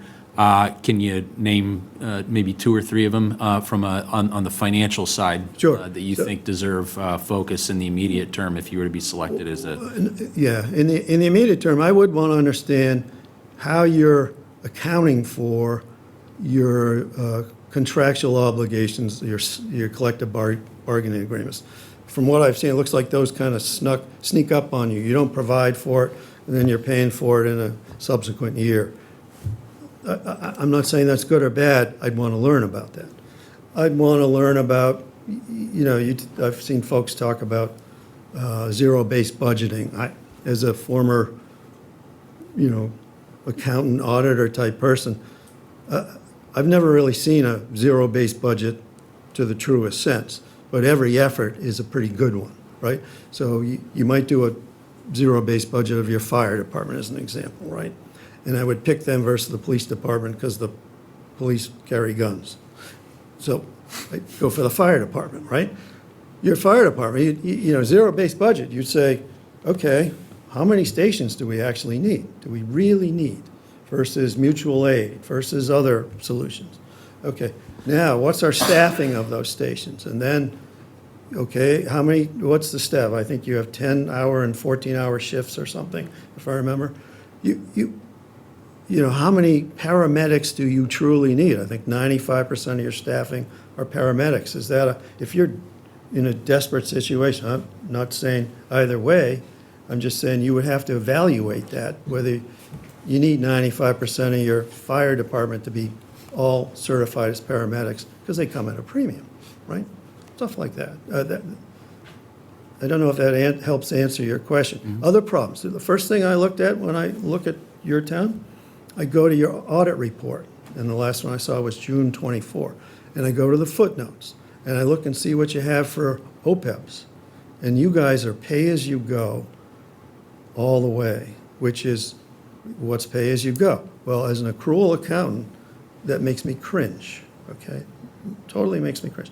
You have, and I'll just, I'm not saying in a bad way, right? No, please. But it's something you got to deal with. 43% of the people on your health plan, $10 million line item in your budget. 43% or $4 million of that, approximate amount of your B override number, are people who don't provide service anymore. They're retired, right? And you have a $102 million liability for which you're not contributing anything that I can tell. You only have 800 grand or so in a trust, OPEB trust. So there's $100 million of debt that you're not paying attention to. To pay attention to it is cost. So there's cost you don't want to bear, I understand, and you're not alone in that. But I look at that and that gives me it's like a canary in the coal mine about how you're doing things. You have pension liability, 65 million. You've got regular debts, only 62 million compared to the other stuff. You've created debt of your operation on the mass teachers retirement system. There's unfunded debt there for pensions of 112. So all told, you've got a $340 million debt obligation coming out of the Marshfield pocket or your state pocket, one way or another, from this operation. That the cost is challenging for anyone to have to deal with it, but that's pretty important. And if you put that and you say, geez, if I want to take on more debt, what am I doing about these things I already have? They're a form of debt, right? So that kind of bothers me. I'd want to learn more about that. I want to learn more, like, you're trying to deal with your people. There's a lot to absorb. You have a lot of information. Your voters probably don't have the bandwidth, the time to absorb all that. I know a lot of work has been done here, awful lot, but I'm hoping that people aren't trying to read that thing, because that's challenging, right? That's like, and I presume you do your town meeting appropriations by department totals, not by the salary line, and not by, right. So you can move things around in department lines, whether you do or not, that's a policy matter. But from DLS's perspective, from Millville's legal counsel's perspective, from our auditor's perspective in Millville, we do the same thing, and things can move around within the department line items if you're over on something, short on another. So anyway, that's a little complicated. I find your revenue schedule complicated to understand. And I can tie things up, but I'm not sure how they all work together, frankly. So I feel for your folks. Here's a question that caught my eye, right? I looked at this from April 13th, the same version of this. And this one for 25 had 4 million in it as transfers, but it doesn't have it in this one. I don't know what those transfers are. That would be something I'd want to understand. Follow me? Whether it should be part of your cost or not. I think what I understood from talking to Peter briefly on something, you use free cash at a fall town meeting to offset department costs, which I don't know if that's necessarily the best way to go. Thank you.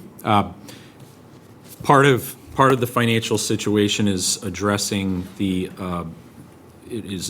opportunity. I think it's more of an opportunity than challenge in being able to grow our tax base while lessening our tax obligations for our residents. How would you approach something like that, and what kind of experience or examples of work that you've done can you speak to that would give us a sense of it? So my answer to that type of question is that you have to provide the environment that allows people to be interested in growing the business here, right? Setting up business here, building a business here. And that includes, making sure the bureaucracy isn't burdensome. It's making sure that you're customer-oriented, I think. It's more importantly, or very importantly, if you have the right infrastructure. And that's, I think you do. You've got a very capable, strong public safety, DPW, all that. You have all those fundamentals. And I think the way that folks in the town hall operate are pretty capable too, from what I can tell. So you have all those types of fundamentals. So it's really making it business friendly versus making it a challenge for a business. But it's not that you're going to make people there's not a lot you can do to make someone and put a business in your town. My daughter has a business that's a multi-store franchise thing. We looked at coming to Marshfield and looked at a site here. I helped her out. We didn't get too much involved in the town, but her experience with her business with other towns, they're doing fit up. They're putting, many thousands of dollars into fit up of a store, for example. And at the last minute, a Board of Health, somebody or other says, you got to put a $20,000 trap there. That wasn't part of the deal that they understood when they first set up for the business and got their approvals. That kind of stuff is a business killer for a community. And you don't want a reputation that gets around that it's tough to do business in Marshfield. Do you have any specific examples of where you have led some growth, whether in Millville or when you were on the Board of Selectmen? Yeah, so on the Board of Selectmen, we did bring in, we had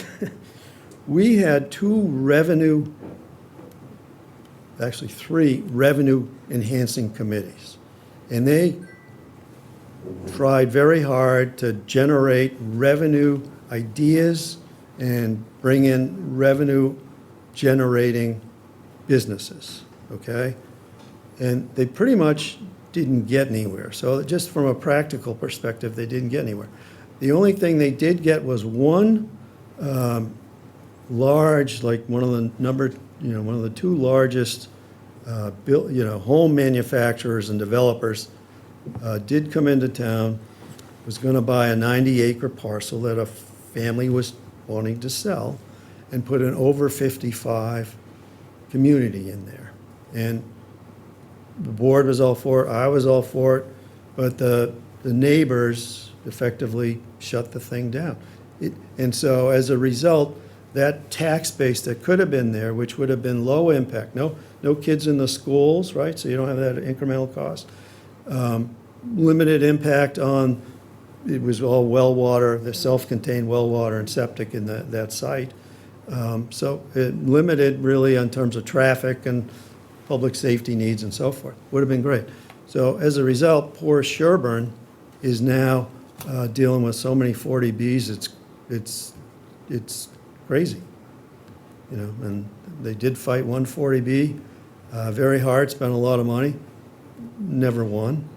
And the development went up and, many bedrooms went up, far more than they had hoped for, and those bedrooms get filled with kids, and next thing you know, the revenue is far offset by the cost. And how big is the, the town of Sherborne? That's 4,200 people. It's a small town.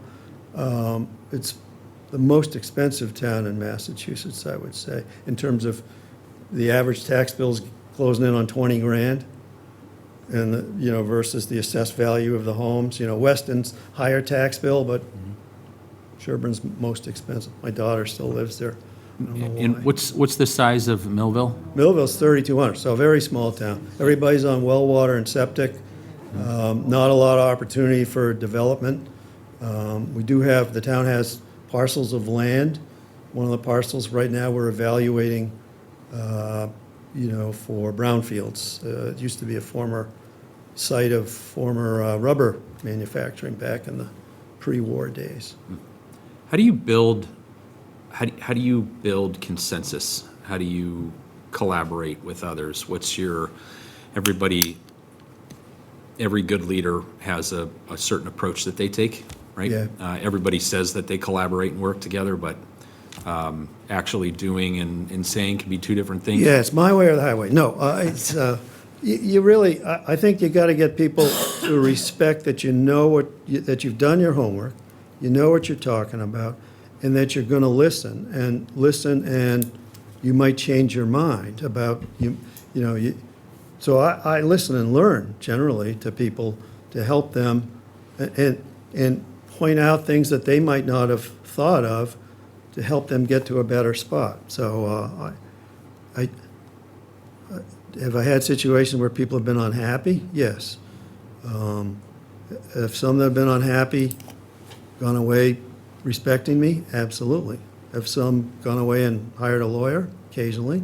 But they were going to do that anyway, whether it's a developer wants to do something on a property in town, so forth. Can you give me an example of a particularly tough situation where you had, different parties, right? Could have been department heads you were working with or others where you were trying to collaborate with them to find a consensus so you could move forward on a certain issue and how you worked your way through that. Yeah, most of those, like, haven't had many challenges of people working towards the same direction, I guess, in terms of people within the community and the committees within the community, both in Sherburne as well as in Millville. The situations are more in line with somebody owns a property and is having industrial activities or some activities that are violating building codes or, conservation issues and things like that. And we have to get to them to at least cease the growth of what they're doing. So there's some element of legal input that's required. There's, working with the person in a way and/or their legal counsel so that they respect you, they're not threatened by you, and that they know you're trying to find a solution. Other approaches are, union contract negotiations, which in Millville, the unions use the Teamsters. So I'm dealing with the Teamsters, and they treat, whether it's a small police department or fire department of Millville, the same as they're dealing with a large trucking firm. And that's always interesting. Thank you. Accountability is something that's very, very important to not only this board, but everybody in our town. It's one thing to hold other people accountable, but it's a whole different thing to hold yourself accountable. Right. Help me understand how you hold yourself accountable. If you have any specific examples that you could cite, that's always good. But how have you held yourself accountable is the person in charge? Well, I am. Only got 3 minutes? As the person in charge, yeah, I'll talk for a minute then. You're stealing time from me. Yeah, so as the person in charge, yeah, of course I'm accountable, right? So I don't look to, I take the heat for somebody else. You have to go through me if, maybe whatever the department person might be that maybe hasn't performed in a timely manner or with, let's just say, mistakes. Well, I often find those mistakes, and I'm a backup for the individual. And to the extent there are issues, I'll take the heat. No reason to have the other person take the heat. That's I'm not looking to look for blame. I'm not looking for causing undue distress. I'm looking for growth and learning. Every time there's a a need for somebody to be accountable, including myself. It's also a teaching moment, is the way I would look at that. Right. One more question, and the 30 seconds Peter's left me. Thanks for nothing. What would your first 100 days in the job look like? And obviously not interested in how you move the furniture around, but in particular, in your first 100 days coming into a new town, a lot of challenges, as you mentioned before. How do you sync that into a mission? Yeah, so I follow pretty much it's due diligence, right? So I want to review contracts. I want to meet people. Probably the first person I would meet there, the first three or four people I would meet would be your superintendent, your police chief, your fire chief, your DPW head. I would start with those three, get to know them, understand their challenges, try to establish a rapport with them, while learning about all the questions I have that have surfaced in the due diligence I've done so far. But I'd, be doing that. I'd want to go to many of the different committees. I'm an ad hoc under your code. The TA is an ad hoc member of other committees. I want to go to those and get to know the folks, learn, listen, learning and listening. So there's that. And of course, dealing with all the financial challenges currently and prospectively. Okay. Thank you. Thank you. Mr. Kelly? Thank you, Mr. Chair. Thank you, Mr. Caruso, for coming. I have a few questions that I'll be asking off your resume, and then I have general questions that I'll be asking Yep. all the candidates, okay? How did you help improve relations between various boards and factions? What were the issues? So before my time on the Board of Selectmen in Sherburne, we did have members of the Board of Selectmen who were battling. And the atmosphere in the room in a selectmen's meeting was very unpleasant.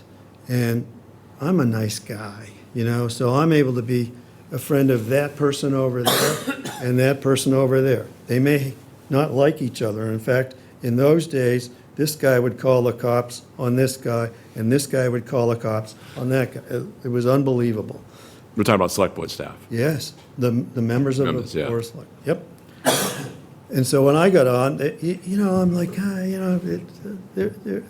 it's a bit of a charm offensive, I guess, that you have to deal with, right? So, but they didn't want to argue in front of the kids, if you will, right? I mean, that's kind of part of the approach. It's so. The room, everybody got along, and we got a lot more work done as people got along and ultimately started moving forward. One or two of those members also had issues with the committees, the various committees and persons on the committees. Now, and so there were members that didn't like me because of decisions I might have made on the Board of Selectmen. But ultimately, they came to respect me and appreciate me and wanted me to run again. I mean, it was because you show you're consistent, you're clear in what you're thinking, how you're making a decision. I think that helps people at least know what they're dealing with and not be surprised. What did you do to streamline the budget process? Yeah, so we did that, the guidance, right? We had, I would meet with the department heads, go through their budgets. I made the recommendations to the Board of Selectmen, the Finance Committee, do that in Millville. Kind of did that on the Board of Selectmen in Sherburne. And we also ensured that we had good prior year actuals to work off of, right? And people weren't looking at those things in the past. Now we do. And we use that to guide us on how we move forward.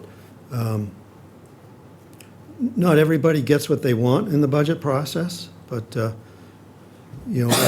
help the Finance Committee members understand what we're doing. You know, that some of the things, they don't fully understand what's behind it, a budget item or a change in a budget and why the reason. I help them understand that. What did you do at the regional school system to have them run more efficiently and effectively? So part of what I did was, I was on the union, I was the member of the Board of Selectmen of the town of Sherburne's representative to the union contract negotiations. And in that, there was an awful lot of, it was impact bargaining, we had a consultant and, you know, all this thing, but it ultimately got down to bargaining. What's the number, effectively? And it was an educational process for the members of the teachers' union, if you will. You know, one of the president of whom was, you know, my kid's coach in field hockey. You know, so, but you know, where they thought, oh, our pensions are fully paid off. Well, no, they're not, and you know, we really got to see here's the resources the town has, and that's what we need. You need to understand what those resources are. We're not, you know, we can't just keep going into everybody's pocket and pulling tax dollars out of them. I worked very closely, asked many questions of the superintendent. As an example, we had an interim superintendent for a while in Dover Sherburne, and I was the liaison for both the advisory committee and then later on the Board of Selectmen. We also had elementary school, which was its own, it wasn't part of the region. So I would go to school committee meetings, both for the elementary school and the region, every month. And I would sit in on those. And dealing with the superintendent, I asked the question, is Sherburne a sped magnet? You know, that was a fair question to ask. Are we a sped magnet? Because people were coming into town for the special education services, and how do we, and the cost of it was exploding, right? So I had to understand, how can we get hands on that, and is that one element of it? And he did an internal review and a white paper, if you will, on it, and concluded, yes, you are a sped magnet. Here are the ways we can reduce the cost. And one of the critical ways is the actual head of the special education department is very key in making that successful. You know, other questions I would ask, you know, school class sizes, you know, how does that impact learning, right? And the superintendent got me the only studies that existed at the time and said, you know, above a certain number of students in the classroom, the education diminishes. Below a certain number, you know, you get it much better. So there's a range within which, and it's a fairly broad range at the time, in which the outcomes are generally not going to be impacted by 5 fewer or 5 more kids in the classroom within that range. Stuff like that. In the town of Sherburne, please describe inefficient use of human and financial resources. Sherburne was very good in the beginning at hiring part-time people at 20 hours. Problem is, that's a very expensive hire. They get full benefits, right? And retirement, health benefits, all that. They're permanent part-time personnel. So that's a very expensive hire. You're better off trying to get them in the 35-hour plus range. There, your cost of those benefits is amortized over, you know, more effectively. So Sherburne was needed to find ways to have someone maybe wear 2 hats, but work the 40 hours. Right. Please give a description of your term, innovative union contracts. So take the police contract, for example, where I got involved in the bargaining, okay? As a selectman, I got involved in the bargaining for the Sherburne Police Department. Their schedule allowed the police to have an admin day every 3rd week where they didn't work. It was like, what is this, right? And looking at the cost of it, it's quite substantial if you added it up. So they agreed to go on the Pittman schedule. Now, I don't recall exactly how that works. And then after I left the Board of Selectmen, the lieutenant of the police department teased me that they got off the Pittman schedule. But in any event, you have to work with the police, you have to work with the union. They have their needs, I understand that, and you're working with them. I do that all the time now in Millville. And there's always give and take. But on the scheduling thing, and that would be something I'd be curious about here, if there are better ways for scheduling, because it helps you reduce overtime, for example. I don't know. Add more people, reduce overtime. No, you've talked about it, but that's worth a very careful look. When did you move to Situate as a full-time resident? About 8 years ago, after the kids were out of school. I know when Rick was asking us questions, you mentioned 2 overrides that failed in Melville, I believe. Yes, How's the town operating these days? fine. There you go.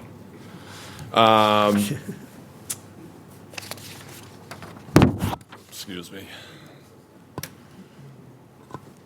We have employees in town who come before the select board to speak. On more than one occasion, some of these employees act as if the select board are beneath them, especially in their tone, how they speak to the select board. How would you handle the situation? Well, yes, you need thick skin to do what you're doing. You're in a position that merits respect, right? You're a member of the select board. The seat itself, regardless of who's sitting there, merits respect, right? I wouldn't be comfortable with an employee giving a hard time to any member of a board of selectmen. And I haven't seen it. I've watched a lot of your videos. I've had to travel in the car a bit, and with my wife driving, so she knows you very well as well. But I've watched a lot of your meetings. I've seen some interactions. They can be uncomfortable. I don't think they've gotten to the point where you needed somebody in blue with as an escort capable person to take somebody out of here. I've had to do that on occasion in selectmen meetings in Millville. Once or twice we've had to have somebody escorted out. It wasn't a employee, it was a resident, but still, it just wasn't getting any place, so the person had to be. Let's say we choose you as a town administrator, and it does happen. How you'd handle it? I think I would try to intervene to have the person cease that line of communication. During the meeting or Yes, after? during the meeting. Okay. Yeah. When would you start preparing the budget for the following fiscal year? So here, you have bylaws that says you got to start doing it right away. I mean, you have to have it, by January? And it's the Board of Selectmen, the Select Board that puts the budget forth. So that has to start certainly by, October 1st, I'd say. You probably want to get guidance out. When a select board puts forward a deadline, do you believe you should adhere to it? If it cannot be adhered to, what would you do? We have to be clear and timely in communicating that you can't get to the deadline and the reasons why. And if it's an unrealistic deadline, I think you'd want to be sure that was clear up front, right? Yep. How would you conduct yourself if you disagree with the select board or a member of the select board during a meeting, even in a private setting? Well, I don't yell. I try to diffuse any situations that are uncomfortable. I would maintain a level of respect. And not you personally, but yes, you I get what you're personally. saying. Yep. People have put you in that seat, have voted to put you in that seat. You represent people, and your best judgment is what you're bringing to the table. And my job is to help you do your best judgment. And, I've had members on the Millville board that got on it, and there's a lot of stuff you have to understand, read, know about. And, a couple of the members have said on occasion, to me, they say, I can't do this. I don't understand this. And I say, you're here for a reason, and you go with your gut alone. You don't have to know all this stuff. I'm the one that needs to know it. You don't necessarily have to know it. As long as you make a decision based on your gut is probably the right way to go. That's worked for some folks. So just to follow up, so I mean, in regards to the question, how you would conduct yourself if you disagree with the select board or a member and all that. So the whole thing is that. Well, I always have the facts, right?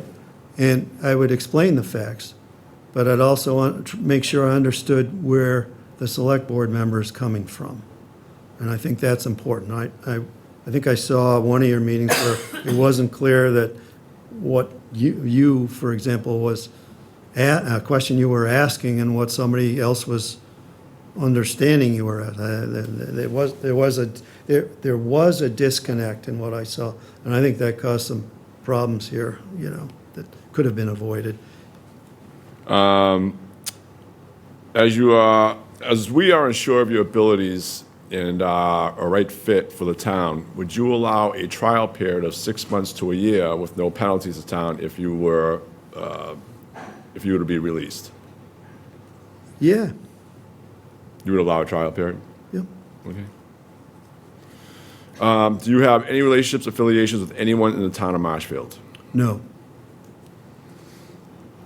Any relationships, affiliations with anyone currently employed by the town? no, just the folks I've met who I've enjoyed meeting. Any relationship affiliations with anyone that used to be employed by the town? No. Each of the candidates before us would do a report and presentations to the select board. What kind of reports and presentations would you do?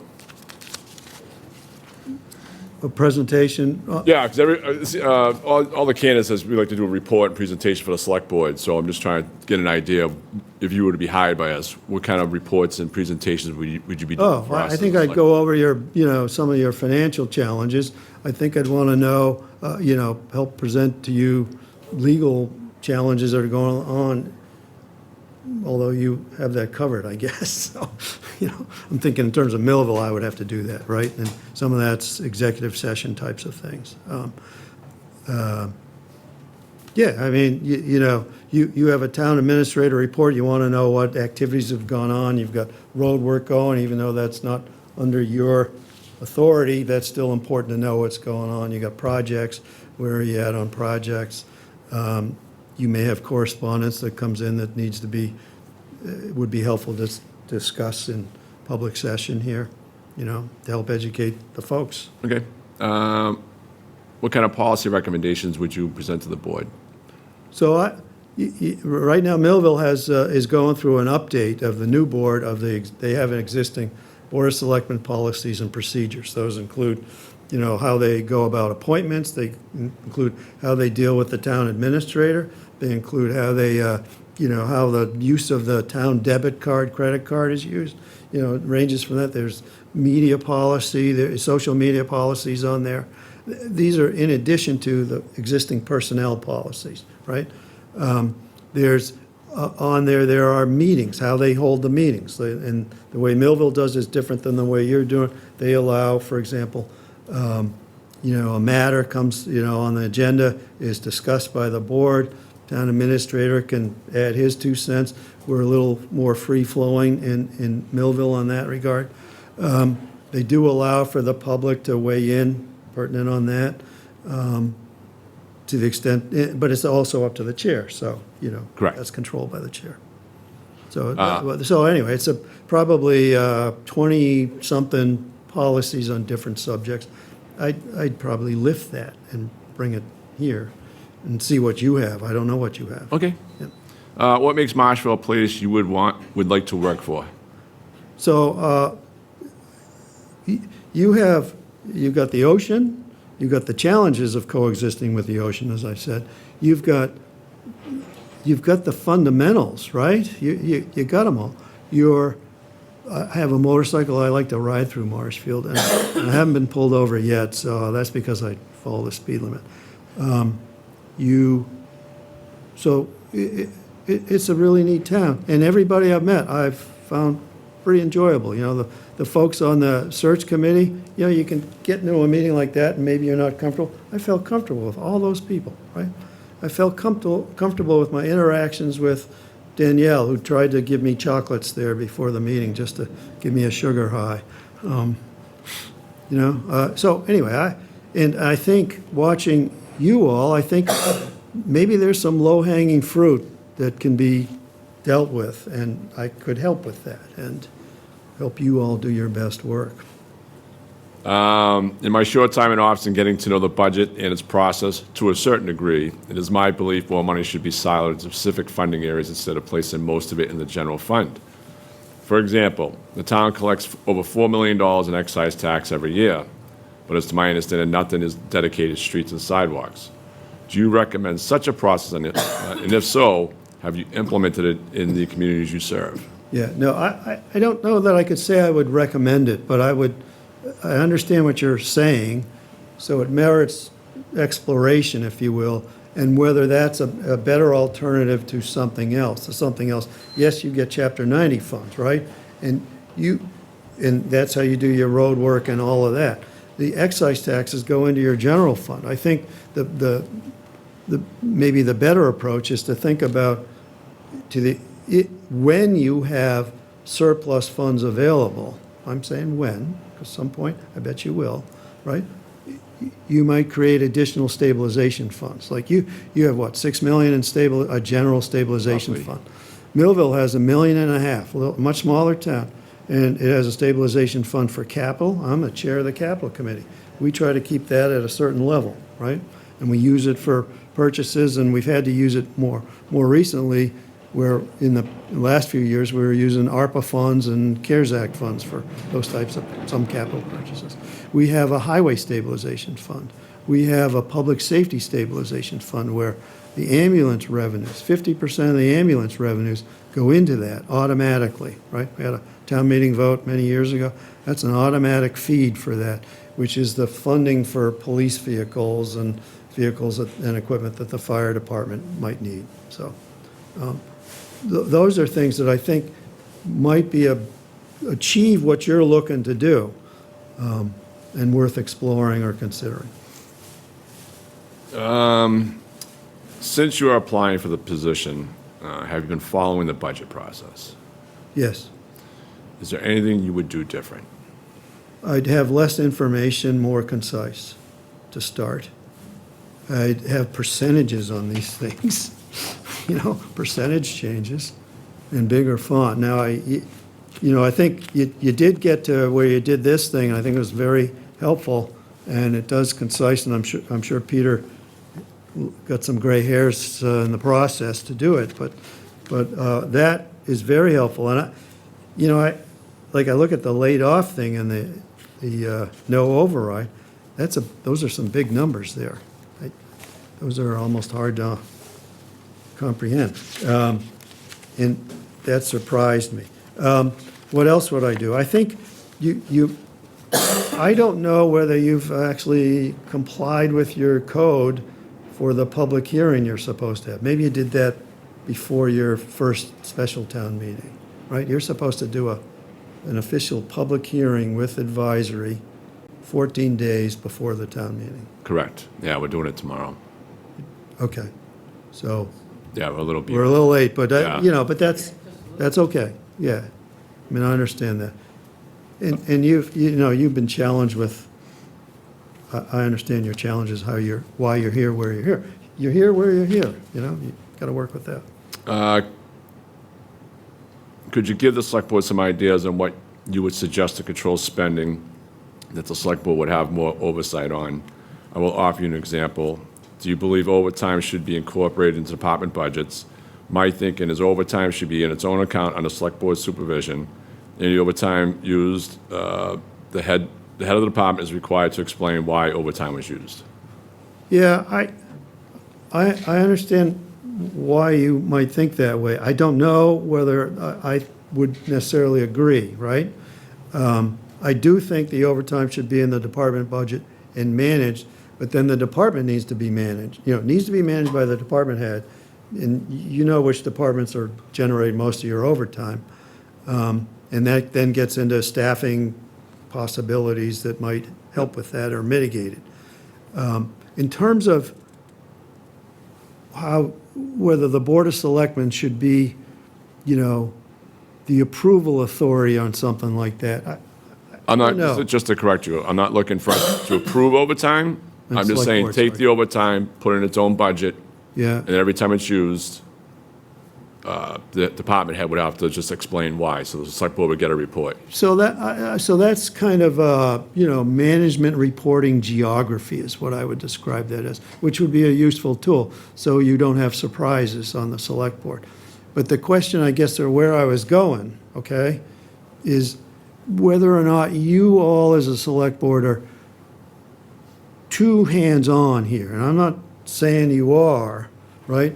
But you do have professionals. You're hiring professionals for their, and you have, your town administrator, presumably at some point, you're going to hire a town administrator who you have to depend on for the judgment calls and the prioritization of effort and, all those sorts of things that need not have to depend on you all to, manage hands-on all the time. I don't know. And I think that also can get into chain of command types of issues, right? Where, you might be working with a department, we struggle with that. It's a challenge. You have a member of a select board has a relationship with staff within the community. They could be police, fire in the building, and they might give directions to that person, which circumvents the chain of command, causes confusion. So I'm not a big fan of that happening. You got 3 minutes. 3 minutes, thank you. What would be the first areas in the town budget you would like to see where the town can do a better job? I don't know that I would say do a better job. It would be more, I would like to understand. I'd like to understand much more deeply the big ones that you have, your police and fire. I know you had presentations by those departments, and that's getting to know the chiefs and how things work there, understand how they, what their needs are. I'd like to understand how some of your benefits are working and that sort of thing, because those are big line items. The other ones, there's many of them, and they all add up in big ways. But I think your big one is building a collaborative relationship with the school department so that at least everybody knows what's going on, what the needs are, how the costs are, versus, enrollment trends and things like that. The other one that sticks out is this new vocational tech thing. I don't quite get what the heck's going on there, and What would your wanna thoughts- understand that better. What are your thoughts on the MBTA zoning act? That's a necessary, my opinion of it is one thing, That's what I'm asking for. What is your thought? My opinion, Sherburne has to deal with that, right? 100, unit facility near the railway that there's no railway station, but it's part of the MBTA communities. That would kill the town of Sherburne. But from my understanding, and Millville doesn't have this issue, so I haven't paid attention to it too much, is that it was more, you got to have the zoning to allow for that. Doesn't mean you have to do it, right? And maybe that's changed a bit.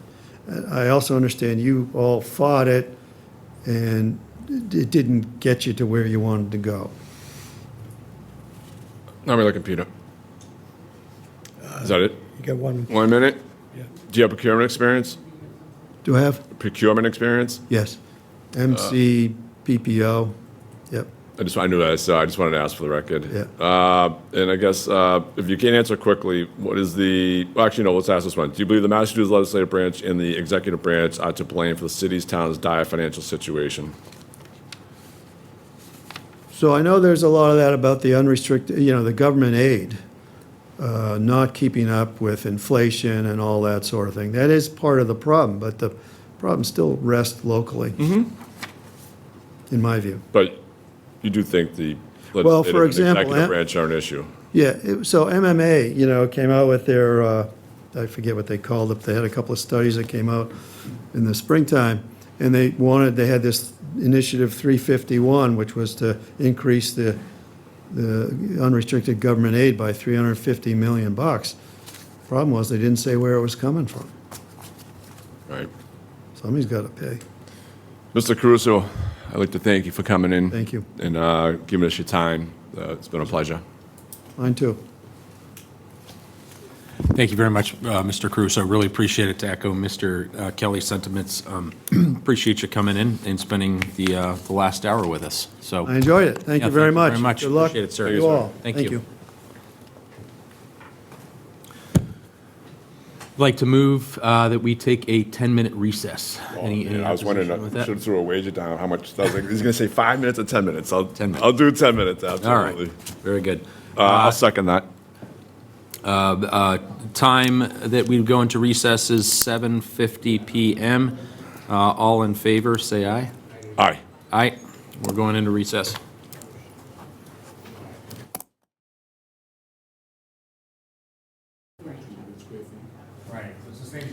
All right, we're going to go ahead and get started again. The time in chambers is 8 PM. I'd like to make a motion to reconvene.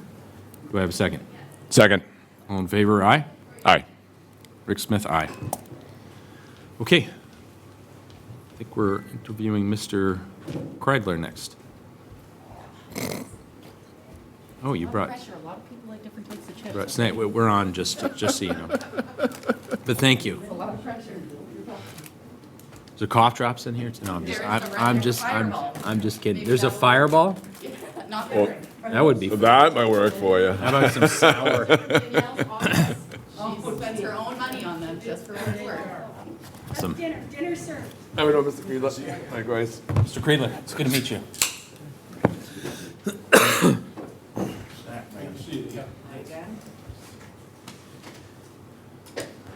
Hello, folks.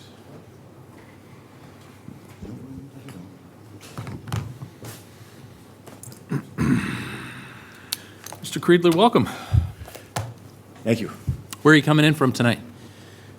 Actually, I was down the Cape watching my daughter perform in the Cape's only all-woman, all-treble a cappella group. She's one of 10 women chosen nationally that perform 6 nights a week, and they do private parties up and down the Cape. Awesome. They all live in a big house together, and they run the business themselves, so they do all the marketing, all the bills, all the fundraising. Great. It's pretty cool stuff. Well, thank you for making time to be with us tonight. My pleasure. I want to first start off by thanking you for applying. We live in a very, very special town. We got 30,000 plus amazing people here year-round, and then more than 45,000 people in the summer, so it gets a little busy around here, as it does on the Cape. But I appreciate it. This position is obviously super important to us. It goes without being said, right? And we've interviewed 2 candidates so far tonight. You're our third, and appreciate you again being with us to share a little bit about your background, yourself, and your qualifications for the position. The way that we're doing it, that we're structuring these interviews, is that I'll start off by giving you up to 5 minutes to spend to introduce yourself, make an opening statement, tell us a little bit about not only yourself, but your interest in the town of Marshfield, anything that you kind of want to open up with, right? And then from there, we'll go into questions. We'll divide, we've got about an hour or so together, so we'll take the half, or we'll take the hour, we'll divide it into 2. I'll take the first half, and then Mr. Kelly will take the second half with questions. So I think that's it. All right, so I will turn the floor over to you, sir. Excellent. Well, it's my pleasure to be here, and I wanted to start with a kind of a brief commercial. editorial. The screening committee. When I interviewed originally with the group, I sent a thank you letter, and I truly meant what I said to them. I don't know if you've seen it as members of the board, but I thank them for their time, recognizing that ultimately it's the prerogative of the board to make the decision on who the TA is going to be, who you're going to select. But I do appreciate the fact that they took time out of their day, out of their night, their weekends, to put in the effort to serve their town. And I know that to quote the philosopher Jerry Garcia, what a long, strange trip it's been. It's been a really, kind of roundabout process. But I did want to just make certain to acknowledge right out of the gate that I appreciated their effort.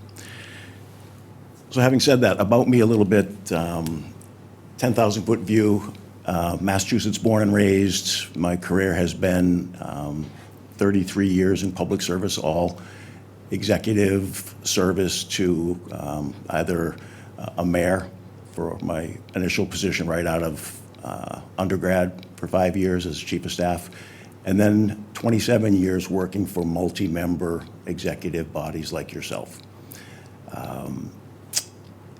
Have a degree in government from Columbia University and a master's in public administration from Clark University.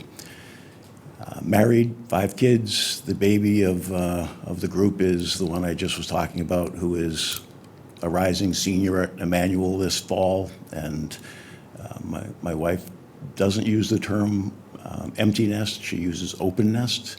So, the hope is that they always know that the doors are open for them to come back whenever they need. But we'll be just the two of us soon enough, looking at one another, wondering what to do.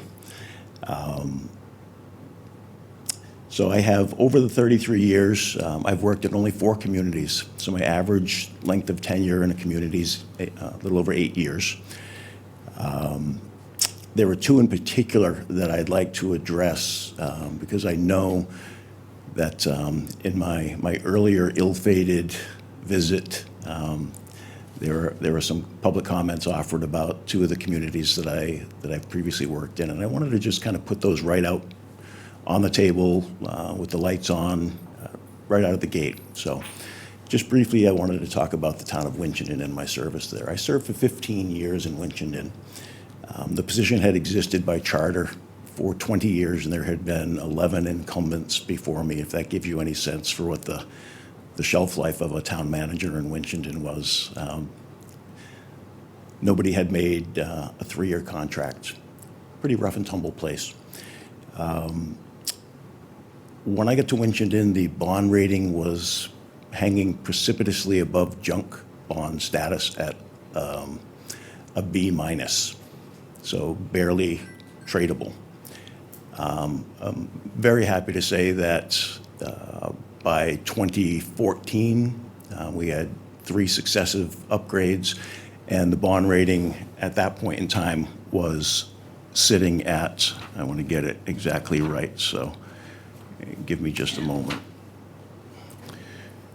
Was sitting at a AA, a Standard & Poor's AA.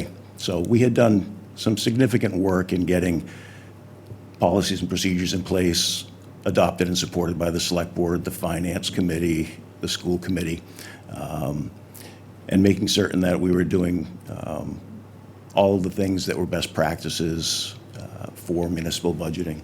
And that was reflected in our bond rating. In 2013 and 2014, the then seated town accountant left the position, and when the new town accountant was brought in, after a short bit of time, she uncovered, choose your word, both would apply, that there was a significant deficit that had been existing and was continuing to get worse in the health insurance trust fund.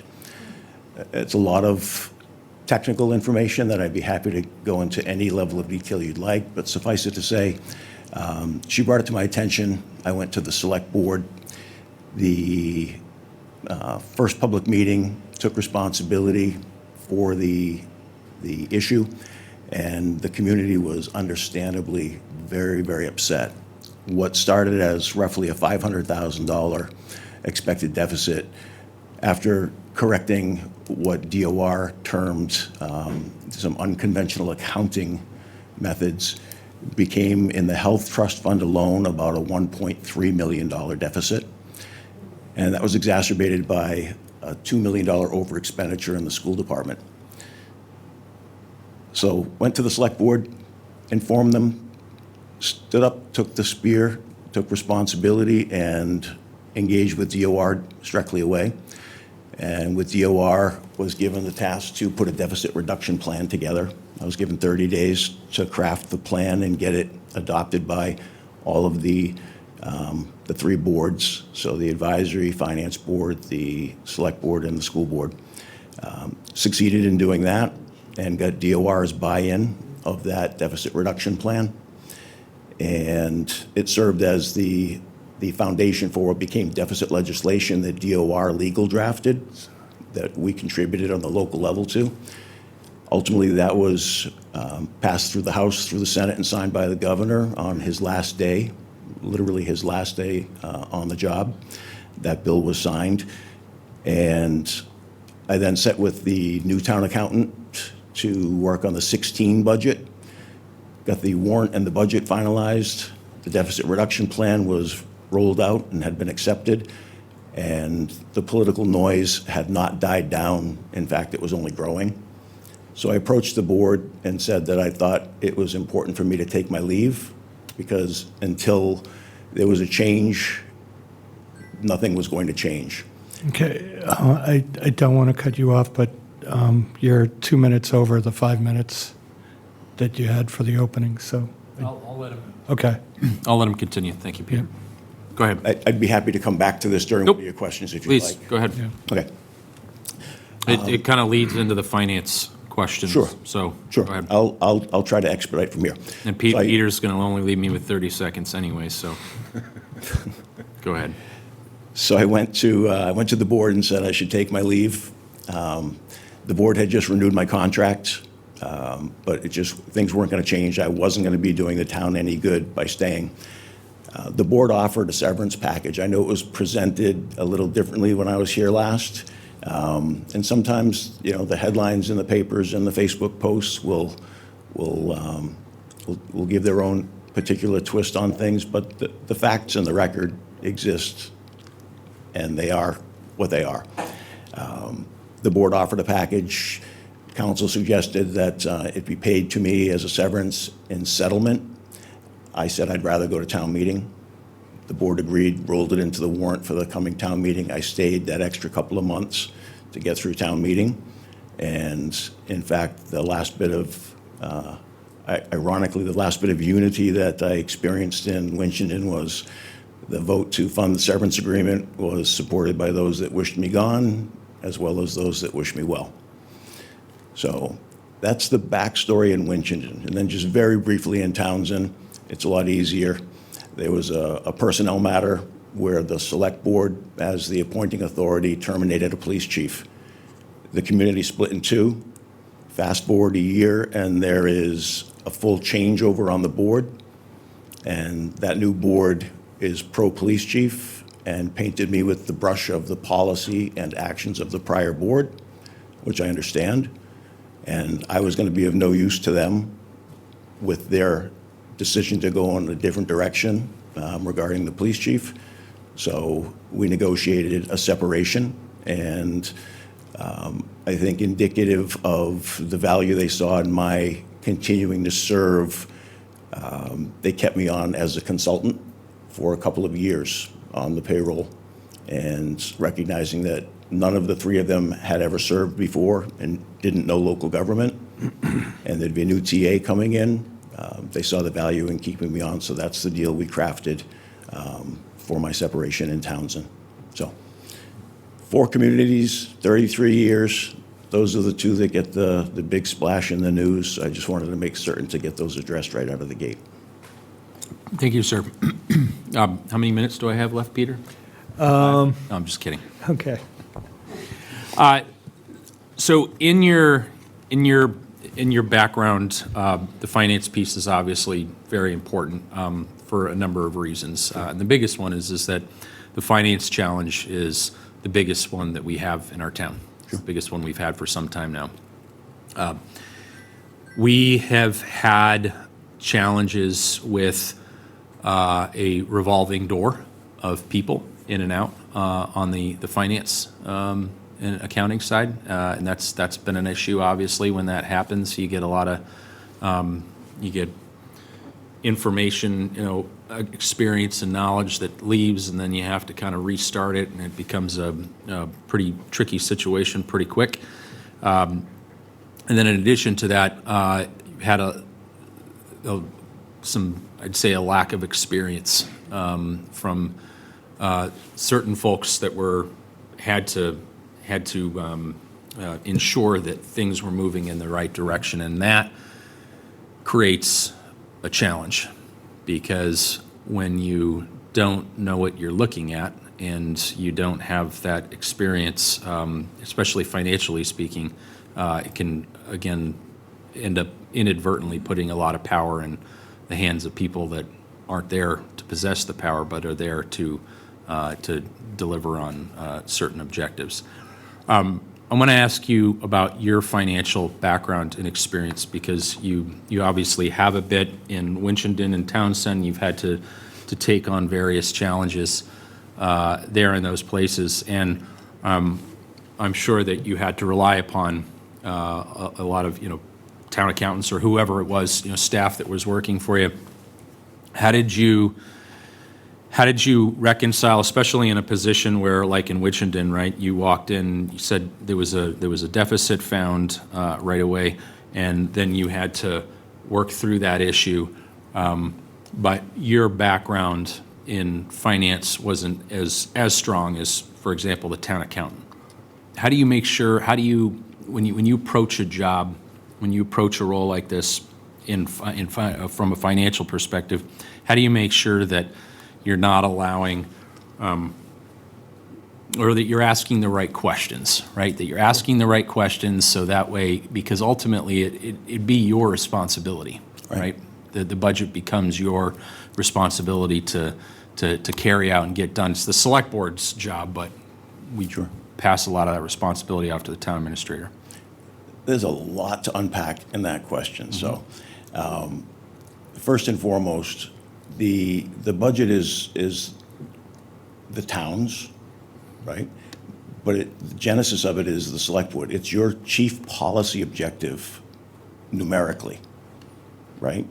So you rely on, as well-intentioned volunteers, often, sometimes stipended, but clearly, you're not doing it for the money. You're relying on staff to develop what your vision is in terms of that ongoing policy budget document. If you don't have good staff, you're in trouble. It's that simple. If you have oftentimes even well-intended but not particularly well-trained staff, that's equally problematic. So it starts with, I would suggest to you, the seat that you're trying to fill now. You need to make certain that the person you're going to select out of this group of 4 people is somebody that has been on the front lines of creating a budget, has been in communities where revenue is easy, been in communities where revenue is difficult, has weathered the storms of mid-year state aid cuts, the 9C cuts that we've seen in my lifetime and in my performance, who understands kind of the macro 10,000-foot view of how a budget is put together, understands how to not only work the very technical details of a budget in terms of forecasting and revenue expense projections that will go 5 years each way, but also has the ability on open town meeting floor to convey that information in a very digestible layman's format so people can understand what's being asked of them. I think having the team of people, Mr. Chairman, is is really important, right? And I think as a town administrator, I always looked at it, if I was in a finance team meeting and I fancied myself the smartest one in the room, that something was wrong. I should have a global and a general sense of how all of the pieces work, and when necessary, be able to dive down into any of those pieces and stress test them and be able to make certain that the assumptions that underpin them are valid. But I'm not a trained CPA. I'm not a town accountant. I'm not a finance director. So you bring in subject matter experts for each of the pieces, but you need that one person on top, the TA, that has the ability to oversee each of the subcomponents to make certain that everybody is doing their piece. To your point about knowing what question is the right question to ask, that comes from experience. If you've never been in a position of being a TA or a town manager and being responsible to build a budget, and you haven't seen things go wrong, you haven't experienced things go sideways, and you haven't learned from those experiences enough to know that these are things you should question, it's difficult. Which is why I think particularly in Marshfield right now, it's imperative that you pick somebody, and it'll be a little awkward to quote Peter. But Peter said something in your January, I think, 19th meeting where he said, it's important for the person that you pick to be somebody that has already cut their teeth, already made their mistakes, and somebody that has experience. And I don't think truer words could be spoken. It's so critically important when times are good to have a solid financial manager as your TA, but more so when you're in the situation you're in right now in Marshfield where that's in question. When you're, I'm sorry, go ahead. no, do you have more? I could have, but go ahead, please. Peter's going to cut me off, so I got to keep you going. I wasn't aware that we were keeping, the So hourglass. part of dealing with the growth, part of dealing with the financial challenges is looking for new opportunities for growth in revenues, right? And working with different groups throughout the community in order to make sure that we're providing those, that atmosphere that businesses need in order to be able to thrive, right? Programs, anything that we need to do. Can you tell me about any specific examples of where you've been personally involved and responsible for generating growth opportunities? Absolutely. In order to help offset the tax requirements from residents? Sure. One thing that if I were blessed to be selected, you would hear me say regularly is fix, not tax. The easy default answer so often in positions like the one that I hold is, let's max out what we can, under the levy limit. Let's, run to an override before really turning over all the chairs and trying to shift the paradigm to a couple degrees off center and see how things look a little bit differently with that view. Examples I can give you, when the Green Communities Act first passed in Massachusetts, I had the first RFP out on the street for a solar facility on a landfill, municipal landfill. Got the first landfill post-closure reuse permit issued by DEP for that project. That project came online and put a dedicated 25-year revenue stream on the table for the community that I was managing. And that was money that didn't come out of the taxpayer's pocket. It was money that wasn't envisioned until the day we put that program and that plan together. Another is when cannabis was first legalized, worked in a community that was able to put together some of the very first host community agreements with cannabis providers in order to give letters of support or non-opposition, they were called. And while some of that landscape has changed in terms of what amounts of a host community agreement compensation is legal, and, what has a clear nexus to the facility is being reviewed. In the early days, that put revenue on the table in the community that I was in that needed it badly. The last example I'd give you is more nuts and bolts. Community that I entered had just done its master plan and had called for industrial park development on this arterial state numbered route on the outskirts of town, the best place that they had. The problem is they didn't own any land. The community had no access. So spent some nights and weekends just poking around, and there was one area that it was a 100-acre parcel privately held by a developer, cut off from access to the state highway by a sliver of land owned by a land trust. The land trust had holdings in another part of town. When I poked around a little bit through our GIS, I found the town had owned a parcel in the middle of one of their holdings that we had taken for tax title back in like 1938 or something. Put together a plan where we went to town meeting and did a land swap with that land trust. We swapped them the piece that was adjacent to their holdings in that section of town. In return, we got the frontage. Took that frontage now, used that as leverage with the developer that owned the 100 acres. Said, we'll give you access to develop your land for industrial commercial purposes. If you do the infrastructure work, you put the roadway in, you put the water, you put the sewer. Established a redevelopment authority and used the redevelopment authority to bring the three-phase power down. And at the end of the day, layered on top of that a USDA grant for the water pump station and a Moore grant to finalize a rail trail crossing at the entranceway to the industrial park. All of this was taking place with no taxpayer money locally. It wasn't operating budget. It wasn't any debt exclusion that was being sought for any of this infrastructure work. It was all being cobbled together by creative kind of out-of-the-box thinking of leveraging these land swaps, leveraging the private developer. At the end of the day, there's a manufacturer that had existed in this town since the 1930s that was set to move into New Hampshire. We were able to keep them in town. They built a new facility, and they're in fact the anchor tenant in that industrial park today.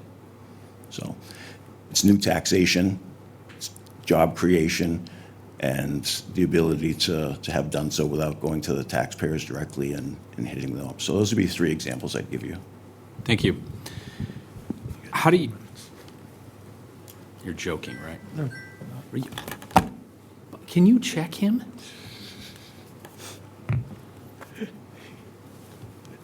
I'm asking two more questions. I talked with Ted for quite a while out there, and he's good to hang out all night if necessary. So, What does accountability mean to you? Obviously in a position of leadership, holding other people accountable is one thing, right? Directing people, and then if they aren't performing, if they aren't doing what they're supposed to be doing, delivering results, then you're obviously you have to deal with that. But fundamentally, good leaders hold themselves accountable. How do you hold yourself accountable?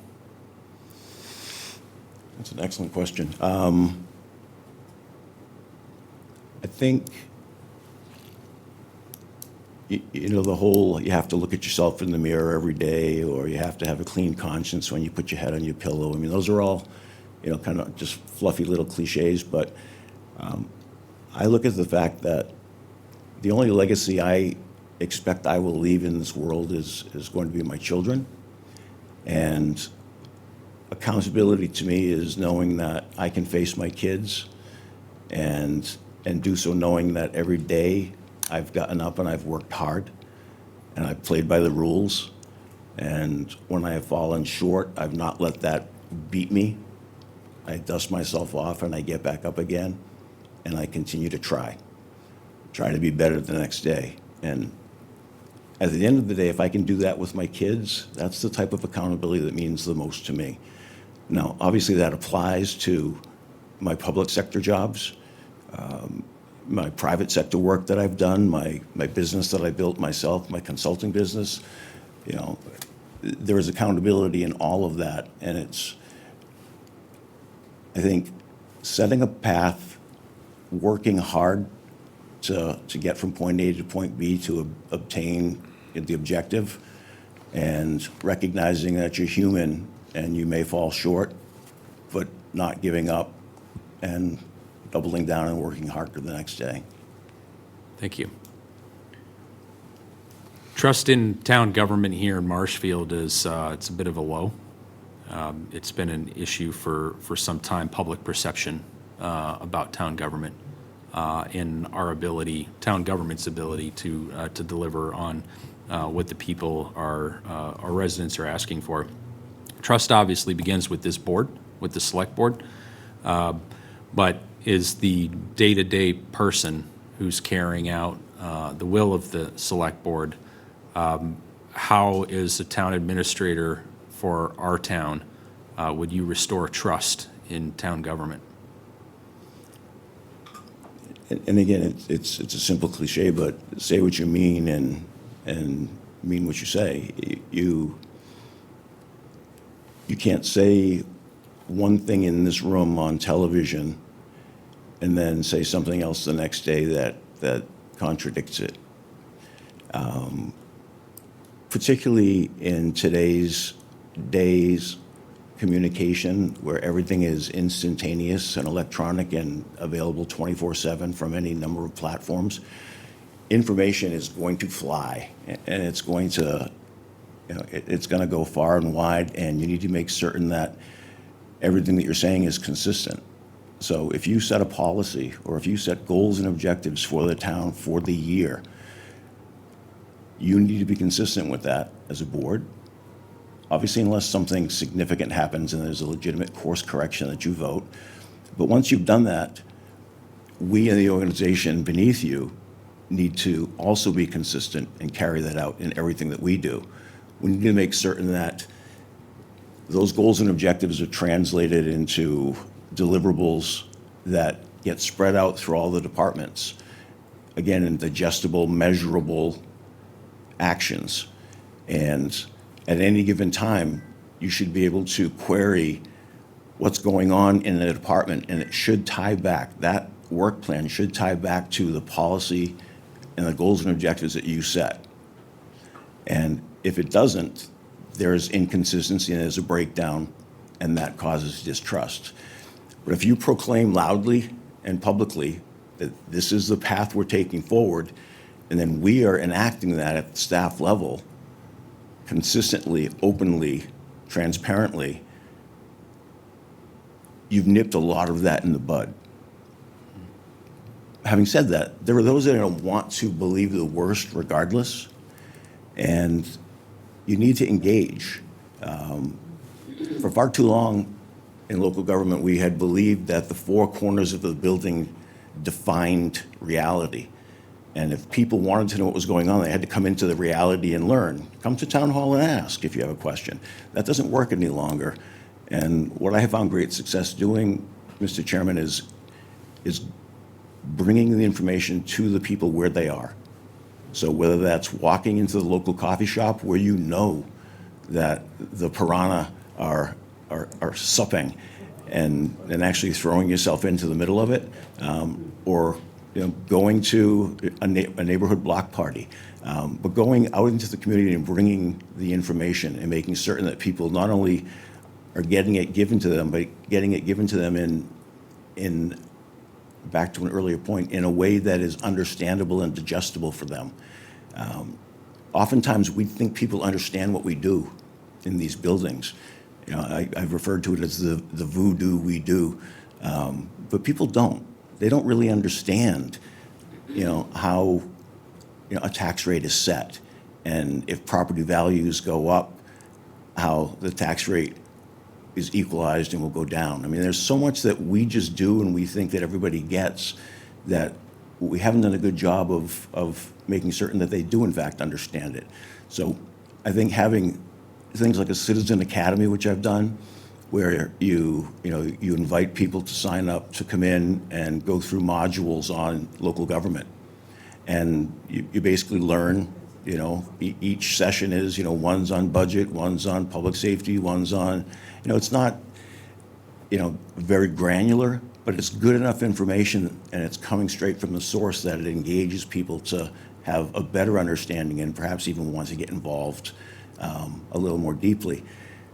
So you got to bring the information out to where people are. You got to explain it in a way that's understandable.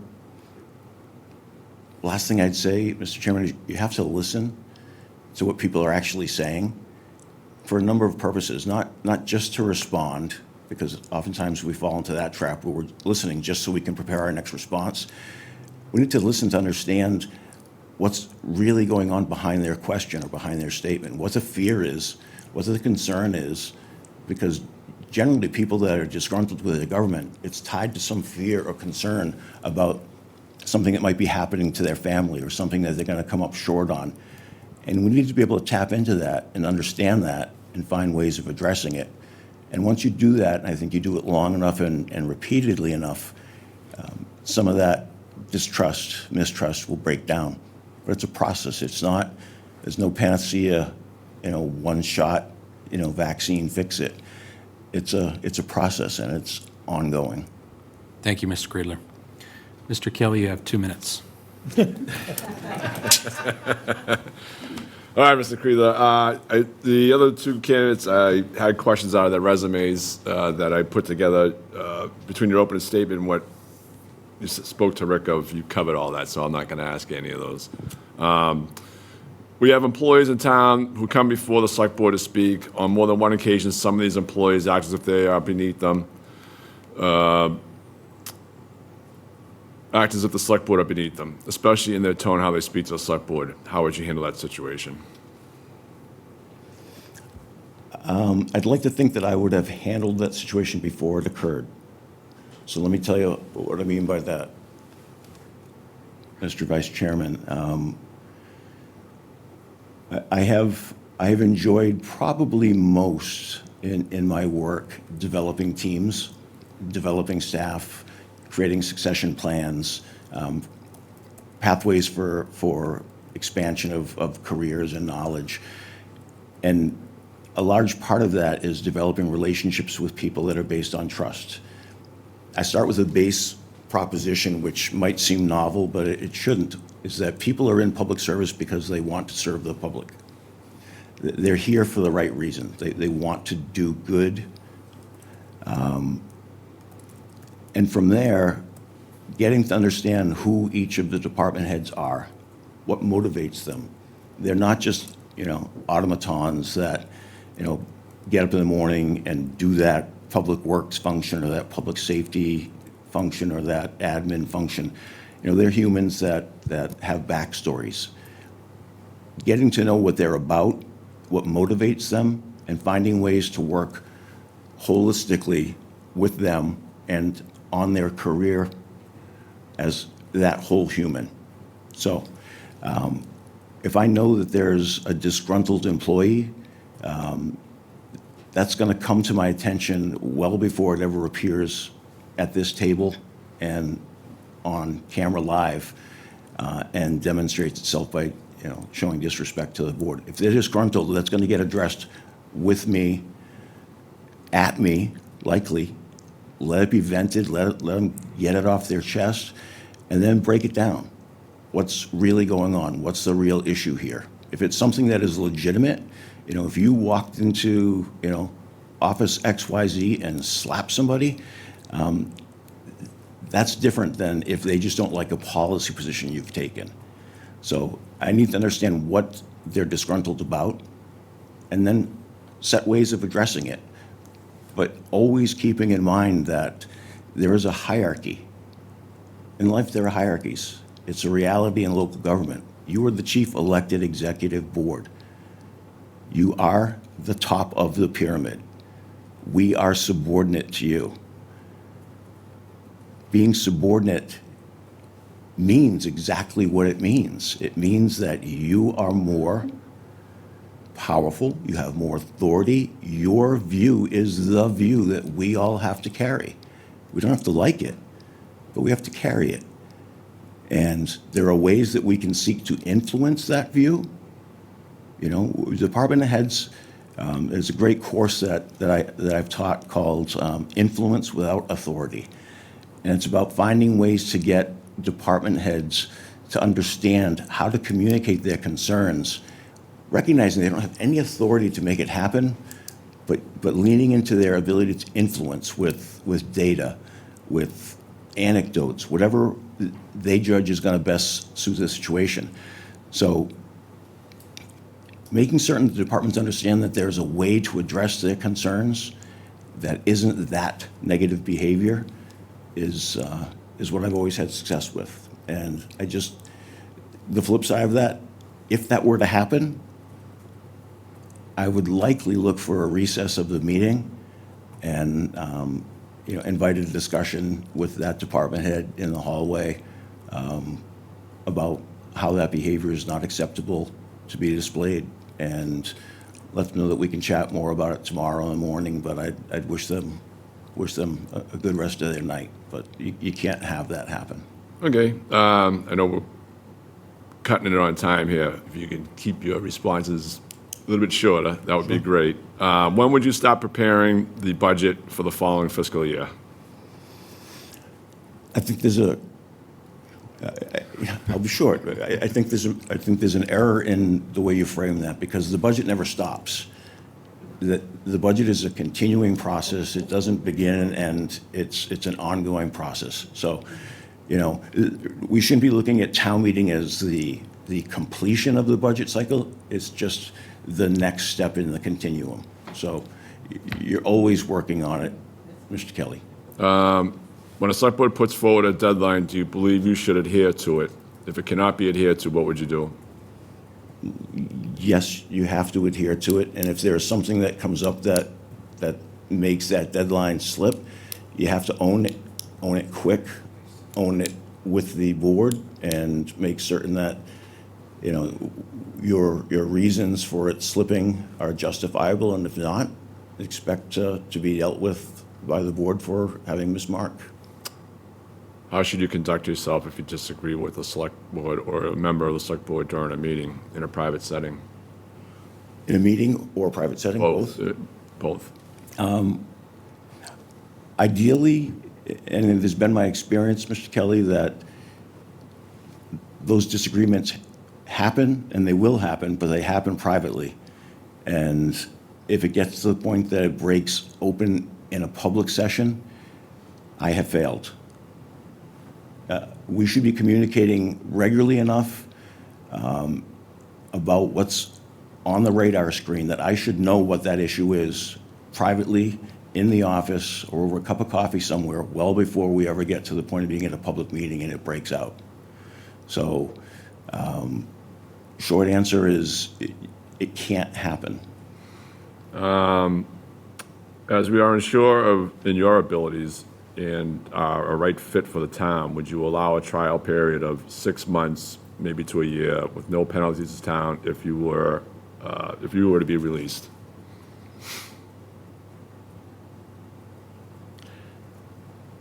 That's a difficult question. I'll try to be short here, but this is a rough gig that you're looking to fill right now. It's a board that has not had a lot of cohesion of late, a community where there's been some politics regarding recall. I mean, these are all the kind of red flags, things that professionals in my field look at as concerns. So to think about stepping into something that is as unsettled as the town is politically and financially, and then also say I'll do so naked, I'd have to think long and hard about. I wouldn't rule it out, Mr. Kelly. I wouldn't rule it out of hand, but it would have to be part of the discussion about what your expectations are if we ever got to the point of you considering me. What your expectations are of me over that 6-month to 1 year period. Do you have any relationships, affiliations with anyone in the town of Marshfield? No, I mean, I know I know some residents in town, but I don't have any business relationships or political. Well, I'll go to my affiliations. next question. Do you have any relationships, affiliations with anybody currently employed by the town? I don't know everybody that's employed, but I don't believe so, no. Do you have any relationships, affiliations with anyone that used to be employed by the town? I don't believe so, no. Each of the candidates before us would do a report and presentations to the select board. What kind of reports or presentations would you do? It would depend on what I'm reporting and how you want information given to you. I think it's a mistake for someone in my chair to suggest that there is one way to report information, and it is my way, and you have to just figure out how to absorb that information.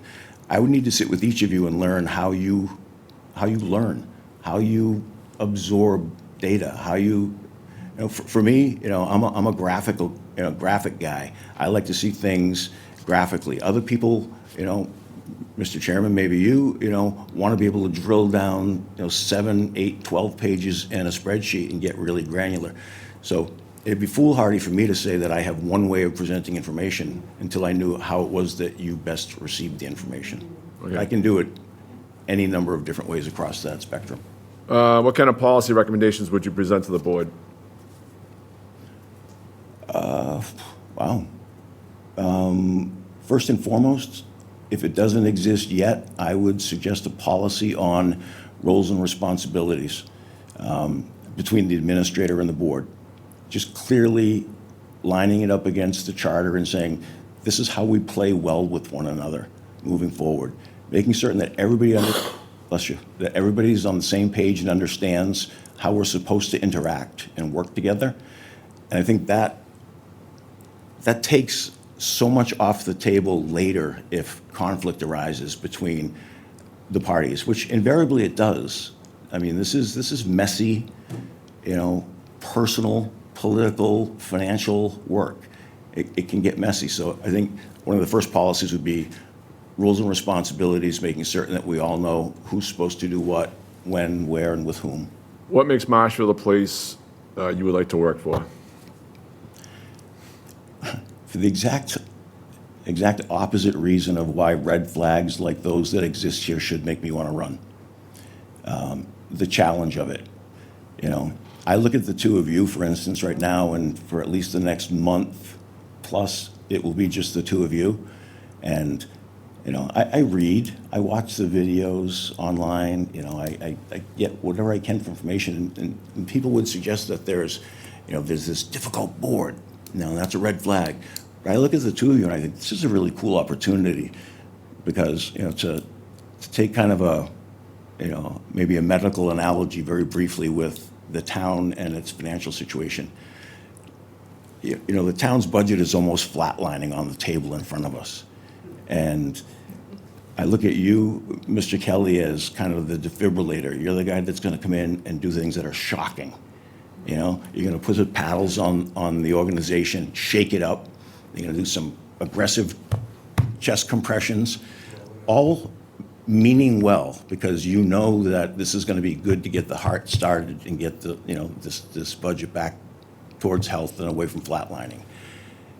People look at that and might see it as you're brash or you're too aggressive. But I think when you have crisis like this, that's a necessary component. And when you look at it as a patient, I think that makes sense. And then, a guy like me would come in once the heart is beating, and I would do the triage, do the assessment, put the plan of action into place, and come back and present it to my board. This is where we look like we need to go. Get your buy-in or get your tweaks. And then as we're implementing it, somebody like you, Mr. Chairman, who from a business perspective, can stress test the assumptions, can, make certain that the modeling has been done correctly and it's not artificially kind of played with around the edges to try to get, to an end result. So I think, the two people that are sitting here right now have equally valuable perspectives and kind of skill sets to do what's needed to be done. And that attracts me. That's something that is kind of in my blood right now. After the semi-beating I took a month or two ago, coming in and standing at the podium here, you know, I'd have to be really either foolish or committed. Maybe a tad bit of both, but I think just committed to the opportunity to come in and help put these pieces back together and get the town back on solid footing. Okay, in my short time in office and getting to know the budget and its process to a certain degree, it is my belief more money should be siloed into specific funding areas instead of placing most of it in the general fund. For example, the town collects over $4 million in excise tax every year, but it's my understanding nothing is dedicated to streets and sidewalks. Do you recommend such a process, and if so, have you implemented in the communities you serve? As a standard practice, no, I don't recommend that, because we are a full-service organization, and there are functions services that we provide, functions that we perform that don't generate revenue. So if you start taking what is a specific revenue source and siloing it or bucketing it, you're going to starve out that other very necessary thing that people rely on and expect us to do and not have funding in place for it. So I think I'd be very hesitant philosophically to start doing that. There are Right. ways you can do it, Mr. Kelly. Enterprise funds for water, wastewater, oftentimes you'll see them for solid waste. Those ones are a little easier to kind of call out and make specific to the function. There's also statutory frameworks that allow for it. But as a general rule, I would be very cautious about bucketing revenues and starving the rest of the rest of the activities. All right. Since you're applying for this position, have you been following the budget process? Yes? Is there anything you would do different? Well, that's probably not a fair question, honestly, because this isn't a normal year. You have been a full year plus now without a seated full-time TA. So it's easy for me to say, yes, I would do something differently. I would have had a full-time seated TA to make certain that budget was begun in earnest, you know, the moment town meeting finished as part of that continuum the prior year, and made certain to hit the marks in the charter in January when the budget was due to the finance committee. Bless you. And straight on through. So, I mean, it's not really a fair one in Marshfield right now because things have been so unusual, you know. Okay. But yes, there are things that I would do differently. I would definitely have a lot more public discussion at a lot more granular level on some of the budgeting decisions that are being made in town. Could you give the select board some ideas on what you would suggest to control spending that the select board would have more oversight on? I'll offer you an example. Do you believe overtime should be incorporated into department budgets? My thinking is overtime should be in its own account under select board supervision. Anytime overtime is used, the department head, excuse me, the head of the department is required to explain why overtime was used. I think you're begging trouble with that, Mr. Kelly. I think that there are labor relations implications there under collective bargaining. There are. All I'm saying is, we're not controlling it. All I'm saying is that But I the think, use of it. I think what you're doing there, though, Mr. Kelly, is creating a Band-Aid situation, a system, instead of correcting the problem. It shouldn't be that you, as the executive, believe that overtime is running rampant and should be better managed. If you have a TA that's sitting in this chair that is managing the departments that have overtime in their budgets, if you have a problem, you should take it up with me and say, I think you're screwing things up by letting this overtime go crazy. And if I'm not able to manage that down into the chain, then you take that up with me. And you get the next TA here and you make certain that they can address it. But I think pulling it all in and centralizing it, just from a labor perspective, is just really, really messy. But it's also just creating a problem for you instead of managing it the way the system is built to manage it. Holds me accountable for holding the departments accountable. I could see that. What would be the first areas in the town's budget you would look to see where the town can do a better job? I think I would look at everything. I mean, it's, it'd be easy for me to be an armchair quarterback here and pick line items. There are things that have my attention, but I don't have the full context. I haven't sat with Meg and done that type of a deep dive on things enough that I would be disrespectful enough to suggest publicly in a meeting like this that, somebody has missed a mark. Okay, that's fine. What would be your goals for the town of Marshfield if you were hired? Kind of a global goal would be to be held accountable to do the job and do it well, and to move the town forward fiscally, from a policy perspective, from a quality of life perspective. We haven't touched on education at all. I know education is a major driver of budgets, and layoff notices go out in June, and it's a third rail thing that you wouldn't expect that I would bring up unsolicited. But if we blow it with education, it's not like the pothole didn't get filled and we'll just have to drive more slowly. We lose a generation of kids the longer we screw around with this stuff and don't get funding fixed. And that's not recoverable. Those aren't able to be reclaimed. Having said that, the fight isn't here. We're in a system that has pitted us against one another, the general government side against the school side, with a fixed pie on the table, and we kick each other under the table and try to play nice above board, but there's not enough money. The one obligation the Commonwealth has constitutionally from a financial perspective is to fund a free education, public education. That's the only thing that's in the Constitution that the state's required to pay. And it falls short year after year.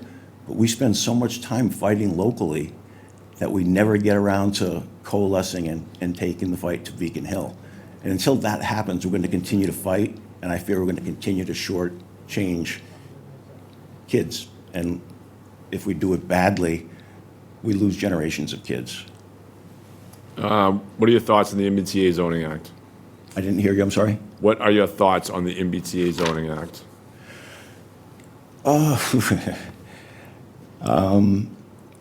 I've not been in a community where that has been relevant enough for me to study it legally. So that's the caveat I'll offer. Generally speaking, I don't like unfunded mandates. I fight them. Generally speaking, I think zoning is a local prerogative and it should be home rule first. Generally speaking, I think that when Big Brother tries to force policy down your throat with the threat of withholding funds is never the way we're supposed to play together. So for all of those reasons, generally, I oppose it. But now let me just tell you practically, I would have to look at it and work with you as the board to find out what your policy is. Because at the end of the day, what I think doesn't matter. You are the chief executive elected policy board. I can try to influence you without authority,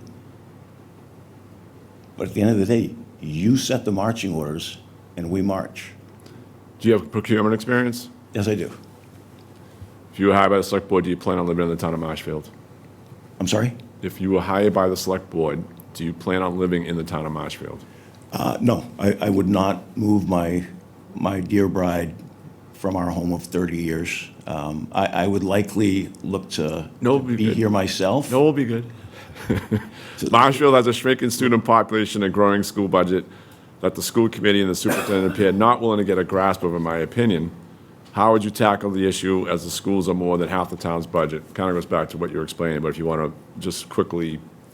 Yeah, I didn't Touch up on it. hear the first part of that, I'm sorry. Marshfield has a shrinking student population and a growing school budget. Yep. That the school committee and the superintendent appear not willing to get a grasp of, in my opinion. Okay. How would you tackle this issue as the schools are more than half the town's budget? I think it goes to a number of the things I've already touched on. One, which is budget never stops, and that conversation should be ongoing. So I noticed that the conversation about what the school budget is appears sometime in the early spring as though it's the first thought, and that's a bad practice to be in. There should be these discussions that are ongoing year-round.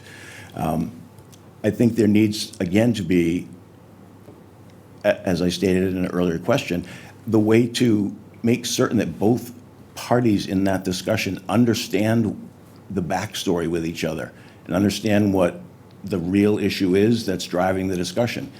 Is it that there is no alternative because with charter schools and the drain of kids, with school choice and the drain of kids, invariably you're going to see fewer kids when people are having fewer kids, which is demographically the case. Eventually, this discussion is going to take place. It's going to have to take place. So we should be having it sooner than later, and not in a once a year when budget hits, but on an ongoing basis, because there is only so much revenue locally. So until we turn and start looking at the state level, but even that, Mr. Kelly, you can't just throw money at a system that has a shrinking student population. You have your capital overhead, that's not going to change unless you start, constricting, restructuring, and closing buildings. But again, that's not just a budget time discussion. That's an annual, ongoing discussion. You got a couple minutes left. A couple minutes? All right. I'm going to ask, let me see here. Do you believe Massachusetts legislative branch and the executive branch are to blame for the city's, town's dire financial situation? Do I believe they're what? The Massachusetts legislative branch and the executive branch are to blame for the city's and town's dire financial situation. Partly. I think we're all to blame. We get the government we deserve. We whether you like it or don't like it, we voted for Prop 2.5 in the early 80s, and that has had an impact on our ability to provide local services. The local aid formula hasn't been adjusted since probably the early 90s in any substantive way, so that's on the state. But again, we're not doing a good enough job of advocating for ourselves. I love the MMA. I think they're a wonderful group, but I think sometimes they become part of the culture and not the outside agitating agent that I think they'd be better serving us as. So, yeah, I think there are things state legislature and the state executives do that hurt us, but I think we hurt ourselves as well. I think when we pass initiatives that limit our funding, you get what you get, and voting matters. But even saying all of that, Mr. Kelly, we can do a better job locally of explaining that, of explaining how budgets come together in a local level, what the limitations are. These are the the non-negotiables. These are the non-negotiables. These are things that are non-discretionary. It leaves a very little pool that is in fact discretionary that we have, some ability to impact, and making certain people understand that, because with that understanding comes better decision-making. Is that it, Peter? Yep. I appreciate it, Mr. Creeler. Thank you for your time. Thank you for coming down here. Mr. Creedler, thank you very much. Really appreciate it, and thank you for staying with us late. No worries. Appreciate it. No worries. Thank you, sir. I appreciate the time as well. Just, if Peter will allow, just 2 minutes. Peter, I think it's my choice, It's actually. not up to me. I'm not leaving this, man. I was saying that He wouldn't give me. only partially tongue-in-cheek. I'm going to be fair to everybody else, but I'll give you 60 seconds. Thank you. I want this job. I want this job. I think I can do a great job for you. I have, even in the case of Winchendon, where, the deficit was so noteworthy, I took a junk bond and wrote it up to a AA. The plan that I put together that DOR adopted was implemented, and it was only 1 year before we were back up to AA. and that was all predicated in the Standard & Poor's rating on the conservative plan that was enacted, which was my plan. Every town I've been in, bond ratings have gone up. Budgets have been streamlined. Services have either been increased for less or finding ways to regionalize or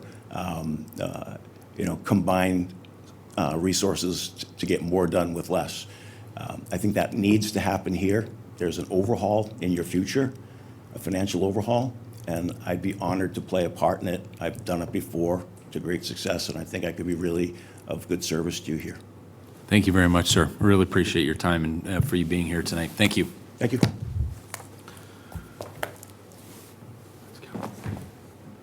My mouth is so dry right now. I got cough drops. And Martine, I just want to point out for the record that I made it a whole hour, and I think I coughed left 3 myself in times. the other room. I know. You should be I was- proud. I have a note here. You only talked 3 times. Jeff, thank you. You take care of yourself. Thank you very much. Really appreciate it. Thank you. Oh, I bet you those are the action levels. They may help you. I might not have an appetite for dinner because I'll be full on cough drops.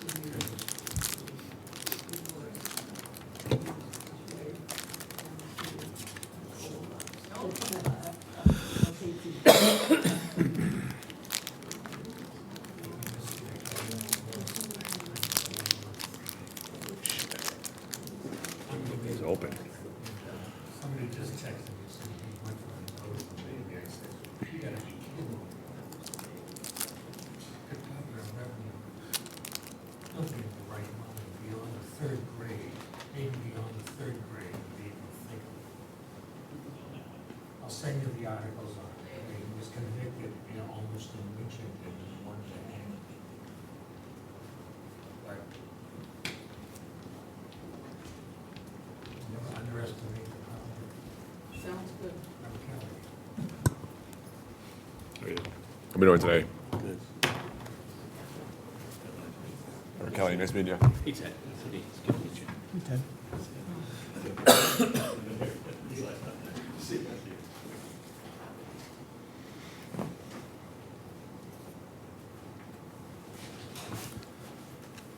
Mr. Langell, what time did you get here tonight? 10 minutes before I was supposed to, so Okay, 7:35. all right. You're good, you're good. So you had a nice study hall before you started. Yeah, I was hoping this had caffeine in it. Well, thank you, Mary. Thank you very much for being with us this evening. And thank you for applying. The town of Marshfield is it's a fantastic town. I'm sure you've done your homework on it. In addition to having great beaches, we have great schools, great people, great police and fire, and just a really, really wonderful town. But like every town throughout the Commonwealth right now, we have our challenges too. So this is it's a very important position for us, for our town, and for our future. So I thank you for spending some time to talk with us about yourself as a candidate for this role. So the way that we'll do this is that we're going to give you 5 minutes where you can give an opening statement. You can talk about, quite frankly, anything you'd like in terms of your background, why you applied, what makes you interested in this position in this town in particular. And then after you're done with your opening statement and whatever background you want to present us with, we're then going to go into questions. We've got about an hour or so. So the way that we're doing it is we're splitting it half and half. So I'll get the first 2 minutes from Peter, and then he'll give 50 minutes to Eric. Seems even. I'm gonna kill this joke. Never by going the to end do of this. That's fair. They're always nagging the officials, no matter what. That's right. So, anyways, yeah, we'll do it half and half. So let me kick it over to you, and for you get 5 minutes, and please love to hear kind of opening remarks from you. Great, I appreciate it. I'm excited to be here. I will admit it took me, I followed along, Marshfield's recent history for a few months. I don't live far away. I've lived on the South Shore my entire life. I also when I was chief of staff at the State House, represented Marshfield with Senator Hedlund for at least 10 years. So when you say all those great things about Marshfield, I know that's true. Part of the reason I applied is because, you know, the negativity, if you will, over the last year or few months, I know Marshfield's better than that. And I want to come here and make people understand that and know that and get back to that. And currently, I'm chief of staff and right now acting CFO for the town of Weymouth. And that is basically in that role as a town manager. We still call ourselves the town, we're city known as the town of Weymouth. But it is a strong mayor form of government. I have been in that role for 10 and a half years now. I think my experience there bodes well for my success here in Marshfield. When Mayor Hedlund and I came into office in 2016, we were facing similar circumstances. The town had just voted against a general override of $6.5 million a couple months before we came into office. Our stabilization fund was the lowest it's ever been at $1.1 million. We were looking at, one of the first things I had on my desk when I got there was a warning from the state that we weren't meeting net school spending and subject to a possible fine.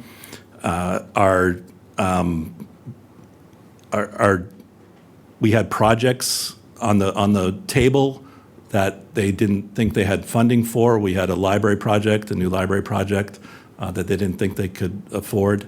We had a park and field project on the table that they didn't think they could afford. And so we started out the same way and we turned it around. I came in and took over the finances. We actually, when we first came in, didn't have a CFO in town. They had just left with the previous administration, so for the first 6 months, I served acting CFO then too. In our first budget, we turned it around. And so going from those, measures, I just did my 11th budget in Weymouth, all growth. Every budget voted on so far has been passed unanimously. And we've had, growth since then. Our stabilization fund has gone from that 1.1 to almost $11 million now as well. I found a way to fund that library project within the tax levy, a $33 million library project to build a new library with a state grant and also the field and park, I think it was 11.4 million, also that within the tax levy. And that was done similarly to what I would do here when I started, is a deep dive into the financials, a good look at our debt service model. And it starts with sometimes just, is the financial forecast, real? And looking at, actuals and making sure we're not, and the other thing I implemented when we came in is making sure we're not using one-time sources to fund recurring expenses, because that's how you get in trouble. And I think that's partly how Marshfield got in trouble. And we ended that, and that's how Weymouth got in trouble, and other towns have. And we ended that policy then and have for the last 11 years. We'll use it incrementally if I can determine that I can find that money again next year. But otherwise, we don't. We use our one-time revenue for one-time expenses like capital expenses in Weymouth. So I helped turn around Weymouth, similar to the turnaround that I think is needed and achievable here, and I want to do that again. And I, took a while to apply here. There was, obviously I had my own job that I was focused on in our own budget in Weymouth, but I was paying attention, and when it came up again, I wanted the challenge. And again, the challenge excites me. Again, knowing I've done it before, and before that, I also have experience in Braintree several years back, being the chair of the Finance Committee for the last 4 years and a member of the Finance Committee, which is an advisory committee in effect there. And so I have the experience with town meeting too, from my days in Braintree. And in addition to that, having been chief of staff up at the State House, have the experience of the state involvement in municipal government very well. When I was chief of staff, I was, again, the municipal liaison to the 8 cities and towns we represented in the district. And so I have the experience there, have a very good relationship with Senator O'Connor and, the governor's office through my work there, so can bring that as well to this job. And all of those are important players in the fiscal health of any community, including Marshfield. And the bottom line is I know I can make the difference here because I've done it before, and I'm extremely excited, again, having represented Marshfield and knowing a lot about it. Growing up, my dad played at Green Harbor all the time, and I remember, playing there. I remember fighting up at the State House against 40B. I remember making sure we got seawalls built here. I remember funding the TIC. I remember all those fights that I've already had on behalf of Marshfield during my tenure at the State House. And, I'm back to do it again at this job. Thank you very much, Mr. Langell. I was going to call you Tangel because I was thinking Ted. No, I appreciate you pronounce it right, though. Thanks. You obviously have experience with a lot of experience. You have a lot of experience with budgets and finances, and in particular, the town of Weymouth has a budget that's almost twice the size of Marshfield's budget. You've obviously been at the helm through some pretty tumultuous times in the city of Weymouth, and that's gotten a lot of attention from the press and whatnot in the past. And I'm sure that's all been very challenging, as you just laid out. And I wanted to ask you how you would adopt your bigger town experience to tackle something that will be equally as challenging, maybe even more challenging, and will likely take a while. But obviously, smaller town, probably not as many resources as you may have in Weymouth. I'm not 100% familiar with the inner workings of the town. But how do you make that transition? You, as somebody who's obviously a very proven professional, how do you make that transition from going from a 60,000 person town with a $220 million a year budget? 260 with the enterprise funds, yeah. 260 with enterprise funds, to a town that's roughly half that. It's the same, effort. I think it's the same mentality. It's the same bringing, that culture of, consistent, reliable, transparent leadership, it's not going to be the revenue creation that we did in Weymouth and Marshfield, but it is going to be the same effort in finding those pots of money. And like I said in my opening, it starts with, looking at the revenues that are coming in now and making sure the forecasts are, because that was something that happened in Weymouth without even, getting new revenue, is just making sure the revenue forecasts are accurate and responsible on that level. So, it starts, there. And so, every town is going to be different as far as what revenue they can create or look at. But a lot of those things are going to be the same. If we're looking at, we did a lot of new growth. We created overlays early on in our village centers and commercial corridors to help create new growth that helped us. But we did a lot of other things as well on the expense side of stuff, in looking at energy efficiency. And we bought into some solar projects that, created some savings on our utility front. We looked at our, fees and such, permits and other things to make sure, again, not to make a profit per se, but making sure the cost of what we were doing was, being paid, through the fees that we set, including our trash fee, which was several $1 million in the deficit from what we charged versus what we spent. So we corrected some of that, and people understood it, because when you show them why you're doing it, again, the transparency of why you're doing it and why you need it, I think it's, respected. And I would say that, when I point to, where we started in Weymouth with that override that failed in 2015, and doing the things we did with the taxpayer money in the ways we did within the tax levy over those years, we built a new middle school, one of the largest in the state at the time, $160 million,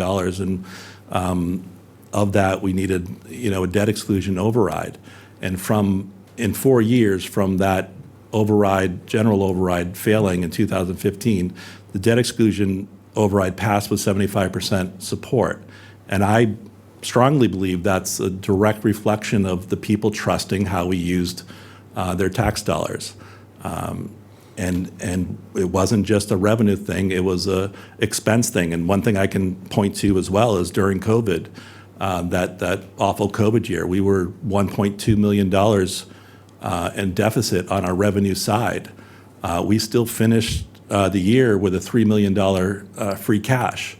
And that's because I took over looking at every expense we made that year, and I actually still do, even all these years later. I approve every requisition in Weymouth that comes through for spending, and question the ones that I think need to be questioned. And so even with a $1.2 million deficit in the revenue, we still finished $3 million with free cash, and that's, again, it's not just a revenue problem, it's controlling the expenses, and that's what we did as well, and people, I think, respected that, and I think it was shown with the override for the new school, which we built. So how do you, in your first 100 days, if you're selected for this position, in your first 100 days, how do you tackle where Marshfield is at right now from a financial standpoint? It is a deep fiscal dive. It's looking at the budget performance over the years. It's looking at the revenue sources, all the revenue sources, and the trends, going there. And you actually have a healthy free cash in Marshfield, which is a positive sign. I think it was a little over $6 million most recently, and I think $7 million the year before that. And so that's a good sign. And you look at where's that coming from, and is that some opportunity to tweak, the operating side there if needed. You look at, like I said, the debt service schedule is huge. Big part of what we did on a lot of our capital improvements in Weymouth was I sat down with our debt consultants with the whole model in front of us and looked at how it went, and I did it in a way where we kept basically debt service level for the past 10 years and just created, when things dropped off, just would fill it back up with the next project, and they never utilized, for example, short-term interest or borrowing before we got there, and that's a, especially with interest rates so low, a huge tool to have in looking at capital projects, because that gives you a 2-year wiggle room, if you will, before the bigger payments start. And so that's all about timing on the debt service. And so we were able to do those things that I said within the tax levy because of managing the debt service. I would look at, the town's liabilities going ahead and the department spending patterns and see how that's going. Obviously, staffing and, how that is being spent, and vacancies that exist, and if there's some management that can be taking place with vacancies and delayed hirings, and so it's a joint revenue and expense side of things, and obviously looking at collective bargaining agreements and seeing where those are and what those obligations are over the years. And I've also just, as far as that, I've also been the lead negotiator in all of our collective bargaining agreements for the last 10 and a half years with 7 different unions. Actually, used to be 8. We moved the traffic supervisors to the schools from the police department. And not once, just as an aside, if you will, ever gone to arbitration there. And more importantly to me, have sustained everything we've added over the years. That's my big mantra is sustainability, and not creating a budget that I don't think I can sustain the next year. And that for me is big. But those are the things I'm going to be look at to make sure we can sustain what we do year to year. And for me in Weymouth, I've done that for 11 years now. How do you build consensus, and how do you collaborate with others? And I'm looking for some specific examples of where you've worked, and you've obviously worked in a lot of challenging situations, but where you had a couple different parties, right? Maybe it was town department heads or somebody else, right? And they had strong opinions, strong feelings of how they wanted to do something, act or whatnot, or not wanting to act at all. How did you work through that? If you could share an example with me, just want to understand how you are able to pull people together to be able to move them in a common direction. It starts with respect. It starts with open. I'm always going to tell you where I'm coming from. I'm always honest, and I expect the respect for that way. I've never taken anything personally, even when I'm negotiating contracts. They'll come in and ask for 10% a year for 3 years, which obviously isn't going to happen. But I don't take it negatively. They're doing their job, and then I'm going to tell them how I have to do my job, and coming to the consensus. So again, I think even in those negotiations, never having gone to arbitration shows how I build consensus. I think some of the tougher things have been with the schools. They wanted to do free kindergarten 1 year, and we didn't think we could afford it. Just then, it was over $1 million added to the budget. And we didn't think the timing was good because it was around COVID or just after, and we thought we needed to wait a little while. So we had that, conversation, and I have a great working relationship with the school administration in Weymouth, and we talked it out, and we found a schedule that made some sense, and that we could again absorb it, and we have, and it's been successful. It's also, I think, helped on a couple different fronts between the free kindergarten and the new middle school. I think it's helped bring some students back into the town instead of going out of district, which also saves money. So that would be one example that comes to mind, because it was pretty a good difference of opinion, because they were pushing it, and we were a little more hesitant at the mayor level, and we worked on it, and we have it now, and we afford it now. Transparency includes a lot of communication, and obviously, unlike 20, 30 years ago, we don't have newspapers to depend upon anymore. We get our news from all kinds of different sources nowadays. How do you approach the communication challenges that a town like Marshfield has? On a couple different levels. In the mayor's office in Weymouth, when we had a turnover in the office and one of our assistants had left, I created a communication position, as well as a assistant to the mayor. And in general, for me, I personally created an opportunity for all staff, which I think is equally as important, that communication with the public, office hours for people to sign up if they wanted to come and talk.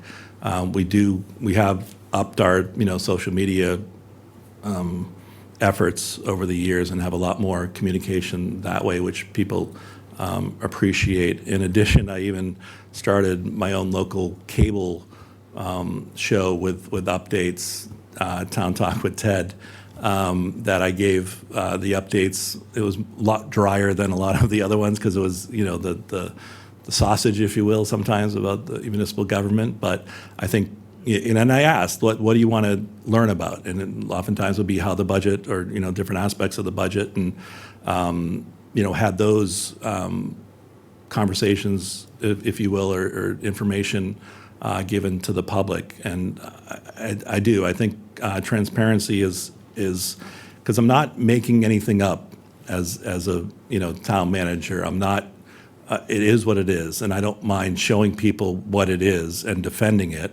And I don't mind hearing the feedback and having that conversation. And again, I'm going to do it understanding where all the stakeholders are coming from and appreciate that. And I just ask that the same be done in return. And it's not always all rainbows and unicorns, but in those conversations, but I think it's shown to be productive in doing that in my tenure in Weymouth. Thank you. Trust in town government in our town, I'm sure many other towns are similar, is at a low. Coming into this role, we're up here in the select board, right? We're the ones that are ultimately responsible. But we entrust the town administrator with all of the day-to-day work in carrying out the policy objectives and whatnot of the board. How do you come into a town like ours and rebuild trust in town government? It's going to be a lot of FaceTime, a lot of interaction early on with all the stakeholders, including on the town level and the public. It really comes down to that just honest, transparent communication with people, and they're also going to see how I address, come in and try to address the issues that have been created over the years, especially fiscally, and looking at all sides of the revenue and knowing I take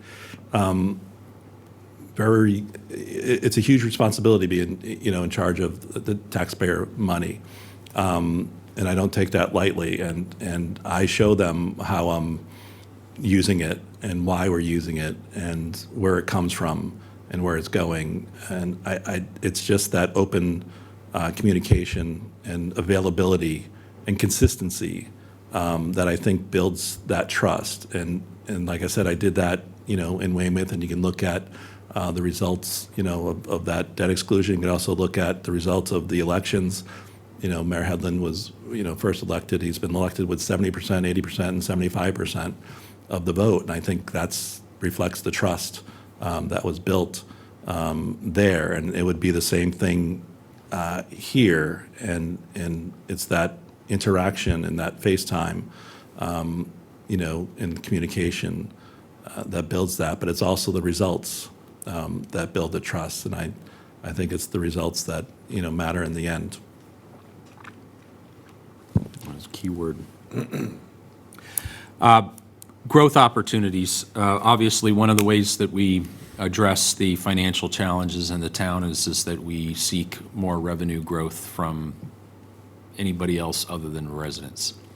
And so we do that through growth. You mentioned several things. You mentioned some solar and some other, but those more efficiency-focused items and initiatives that you had in your background. But you also mentioned growth in commercial corridors and your work that you did with the town of Weymouth in trying to support that. Can you tell us a little bit more about that and how you made a difference there? Yeah, so when we first it came in, we saw, like most, the revenue situation and not growing, and the state honestly not growing with their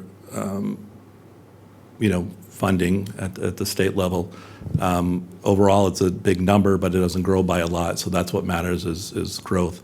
So we made the concerted effort to create overlay districts in our village centers, because Weymouth doesn't have like one, kind of like we actually share. We both have 4 zip codes, I believe. So we're villages, not a downtown.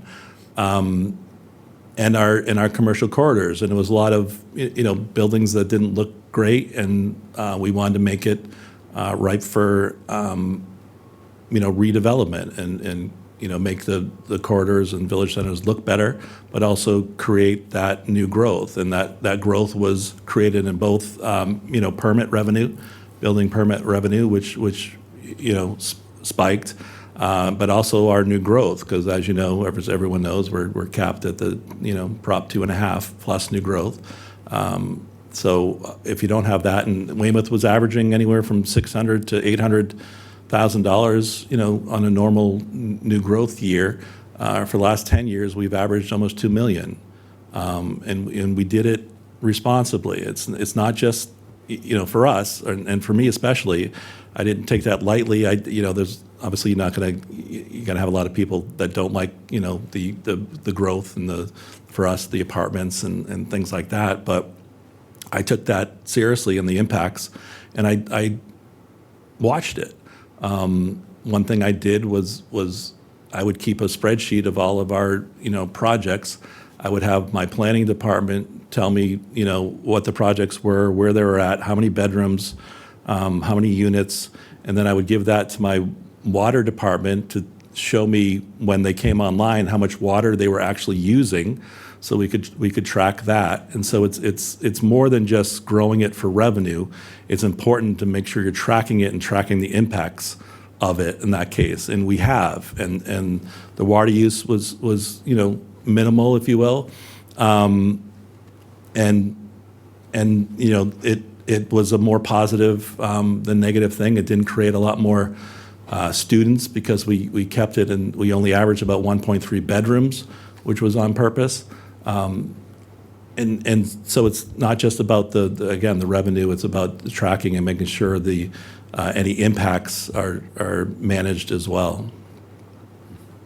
Thank you. How much time do I have left, Peter? You got about 5 minutes. Wow, look at that. All right, I think he's getting generous. What's been the lowest point in your career?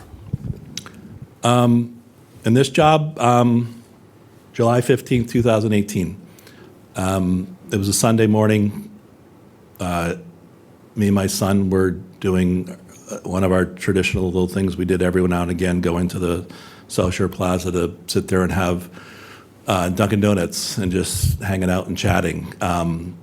In the driveway, literally going into the car, I got the call, actually from my fire chief at the time, that Sergeant Chesna was shot. And told them that, we couldn't go, and I headed straight to the hospital. And for, years, that had been until, justice finally was served. That had been, I've in all my municipal experience, 20 plus years, I've never felt more helpless than that day, being in that hospital, and just being around everyone that was affected. But it also was inspirational in that the very next day we had a bunch of smaller groups wanting to do some kind of rally, like recognition and trying to get a group together to have a vigil, and we kind of reined that in because we didn't want it to be sporadic. So I actually organized the next day of that a huge vigil and at Weymouth High School, and I've never been more proud of a town or than that response to that. So I know that's more on the emotional side, but it was real, and yeah, and again, it sticks with me. I have his bracelet still, and yeah, most helpless. More on the town management side.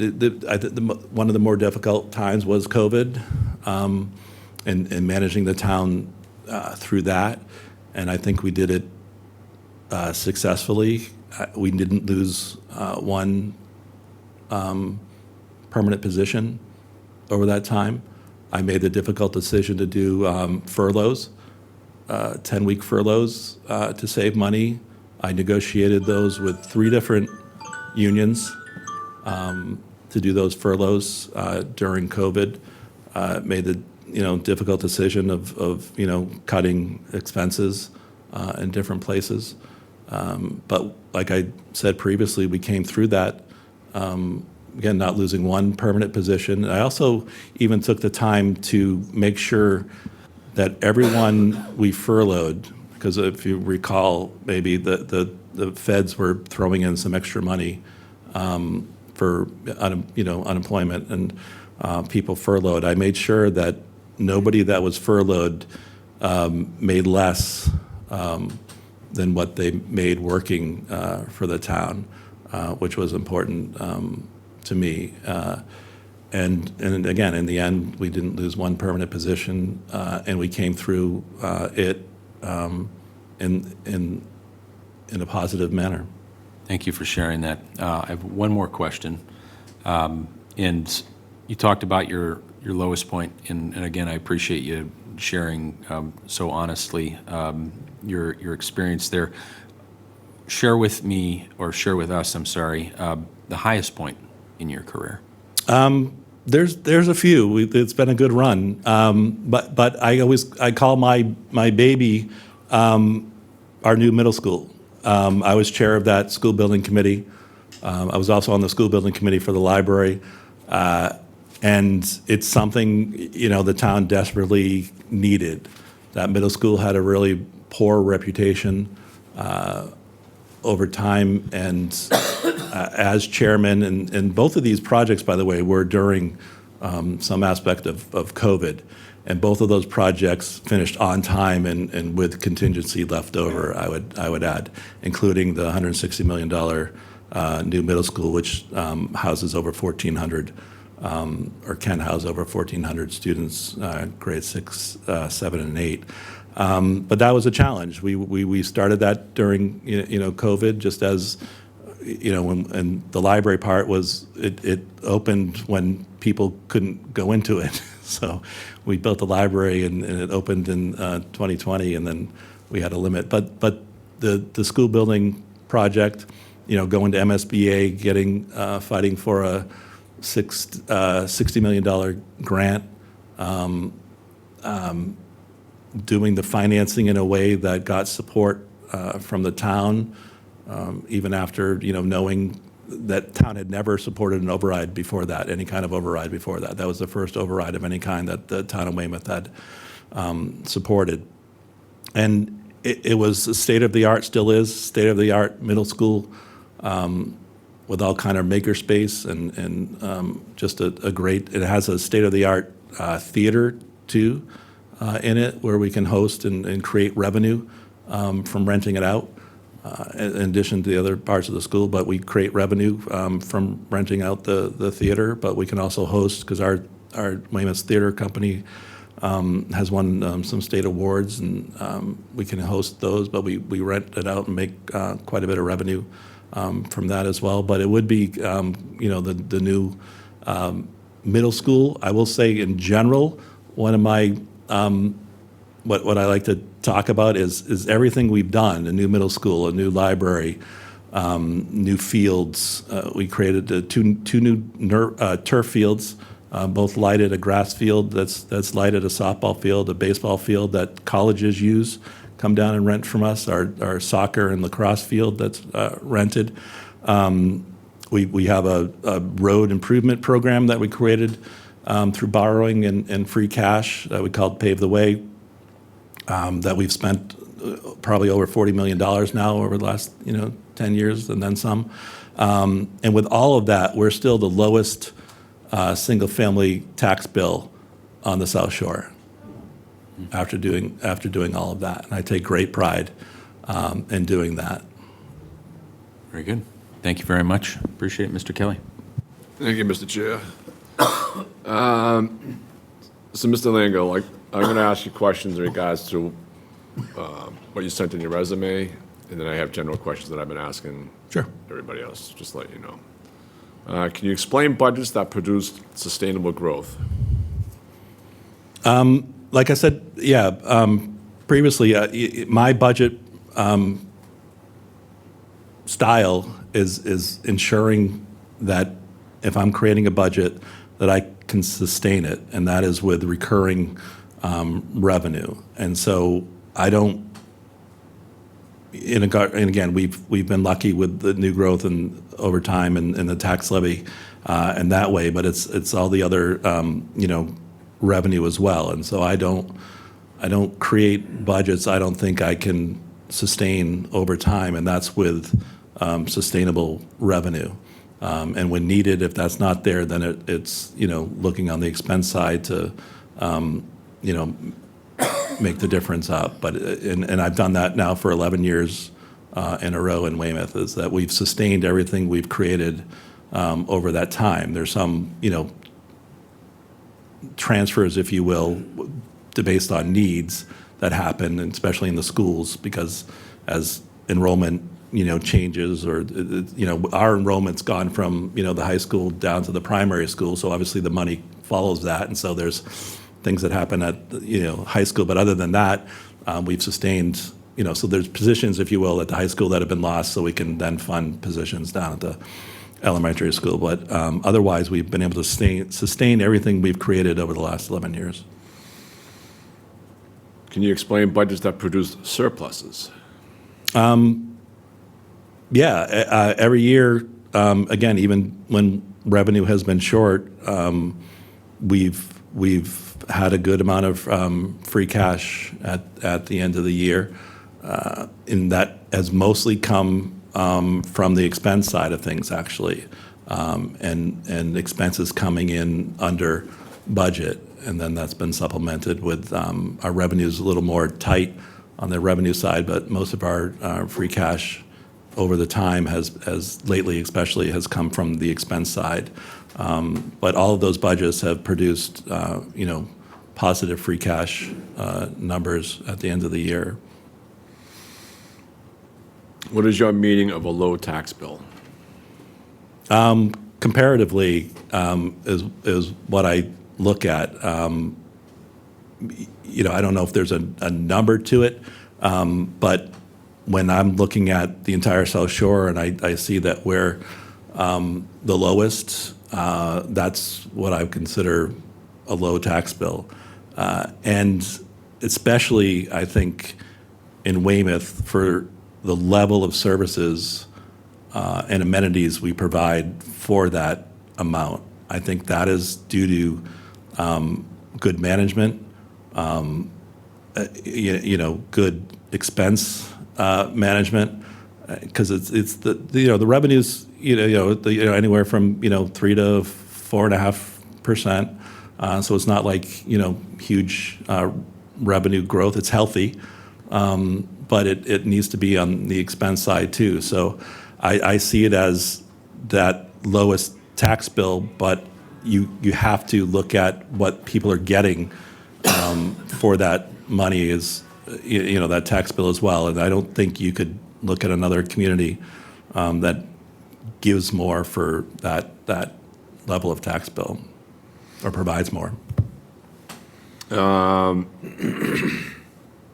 With education, you mentioned the schools were under threat of a fine. Can you further explain that? Yeah, it's as you know, there's a net school spending requirement at the state level. When we came in, the school funding didn't meet that, and there was a threat of a fine. I don't know, honestly, if that was just a threat or would have gone through. I'll be honest. The way I originally helped address that was I did an audit of the school end of year report, because when I looked at it, I wasn't sure. Some of it didn't look right to me, and during that audit, they actually found over $1 million that wasn't reported. So the town wasn't actually not at net school spending. So I did that audit, and I think it was actually 1.6 million. The auditors found, and the schools agreed with, that should have been part of the year-end report. So that's how we started turning it around. And then obviously, funding after that brought us. So we went from not meeting net school spending to being anywhere from, I think, 7 to 15% over net school spending, depending on the year. But it started with an audit of the year-end report. You mentioned you increased school operating budget by 45% in 10 years. Can you explain how that was done, reasons why? Needs. So I created a process with the schools and worked very closely with them instead of just, they would just throw this big number out of everything they wanted. And to me, it set a negative tone because there was a number that everyone knew we're never going to get to. Like, we weren't. Nobody thought we were. And so why are we creating a negative narrative right off the bat that looks bad for the town? Because now you're looking like we cut the school budget, and that's what some people thought we were doing. But I'm like, no, we've never cut the school budget. We've increased it by 45% over 10 years, have never cut it. So what? And luckily, I had a good working relationship with the schools, just like I did in Braintree. Did similar stuff there with the school administration, and had them break it down to level services, and then I had them create a separate needs list. But I even had them break it down further with that needs list with compliance, and so we knew exactly the priorities that were needed to get to each of those aspects. So it's still the same budget. You just it's what we can afford to start with, and then what the needs are. So everyone knows what the needs are, and then there were several years where they would submit a budget, and we would actually have enough revenue to give them a little more, and pick off a couple of those things from the needs list or compliance list. In addition to all the capital stuff with free cash. But that's how I had it broken down. So it wasn't a negative process, but it was still transparent. All the needs were still there, but it's not something we're not starting with a number that everyone agrees is not attainable, because that to me just it isn't pragmatic. Why does the town of Weymouth use a private ambulance provider and not establish its own fire department ambulance service? I was actually head of that group, and I'll be honest, we didn't go in thinking that was going to be the case. We had a ambulance provider. We went out to bid on it early on. I was chair of that committee with the police chief, the fire chief, the director of health, and I think emergency management director, and we brought them in. We first got written proposals that we scored, and then we did interviews, and it became certain to all of us, actually, all five of us, even the people that originally might have supported, either Fallon or Brewster that we were looking at, that there was a unique opportunity here, and it became a healthcare decision instead of a transportation decision. And so we created this with South Shore Hospital, which is our biggest employer and partner in Weymouth, and we decided to go that healthcare route, and it's been immensely successful because then they can follow the patient, not just from that ambulance ride, but then their care, beyond that or before that. And so it was a concerted effort, and all the people that, weighed in, knew, the history, and we just, we were the first, I think, in the area, certainly to do that. But again, it was a healthcare decision, and we don't regret it at all. It's been a fabulous partnership. You mentioned that there was a failed override. Was it back in 2015? 2015, right? How's the town doing now? So I'd like to brag a little bit on that one because it was $6.5 million, and I didn't live in Weymouth at the time, and so I hesitated, as not a taxpayer at the time, weighing in on an override. I'll give you the reasons whether we need one or not, or doing everything we can to me it's a last resort option, but a tool nonetheless. But I take great pride in the fact that over time that we ended up adding to the budget almost everything that was being asked for in that override. So over the first several years, we were able to do all the things that override was going to do within the operating budget without the override. And so I take some great pride in that. We have more more police officers, more firefighters, more school personnel. And so we were able to do that within the tax levy over a few years. So I would say that there was a push for an override, but when I look at it, would be is that it was defeated. The town Yep. got creative, I guess, and found its way out and it's doing well now. Yeah. Is that right? Yeah. And again, that's that new growth was a big part of that. But again, we were able to do that. And I'm almost anything, at least that core services part of it that were found a way to budget without an override. Yeah. Okay. We have employees in town who come before the select board to speak. On more than one occasion, some of these employees act at the select board are beneath them, especially in their tone of how they speak to the select board. How would you handle that situation? I think they're going to find out fairly quickly that would not be something I would tolerate. And I'm hoping, I would hope, again, as we're trying to talk about that trust, it's not just with the public, but I think it's also with employees and the communications on the town administrator level and interacting with staff and having that relationship. And I'm a big we guy. I'm a big team. This is we're all on the same team. You know what I mean? We're all on the same team, and that's how I approach it. If you ever get my emails, it's have we done this or are we doing? I'm legit a we guy, and so that's going to be something that I'm going to impress upon staff, and so I would hope that becomes something that would be taken care of before anyone came before you, and it certainly happened before you. It wouldn't happen again. When would you start preparing the budget for the following fiscal year? It's a 365-day process for me. It's a rotating. I don't ever stop working on the budget, both creating it and then monitoring it and managing it on a yearly basis. So, we're coming in. I'm already looking at next year and the years after that on projections and where we are and where we're going. And I started on our level because we this is the month we end up voting on it with town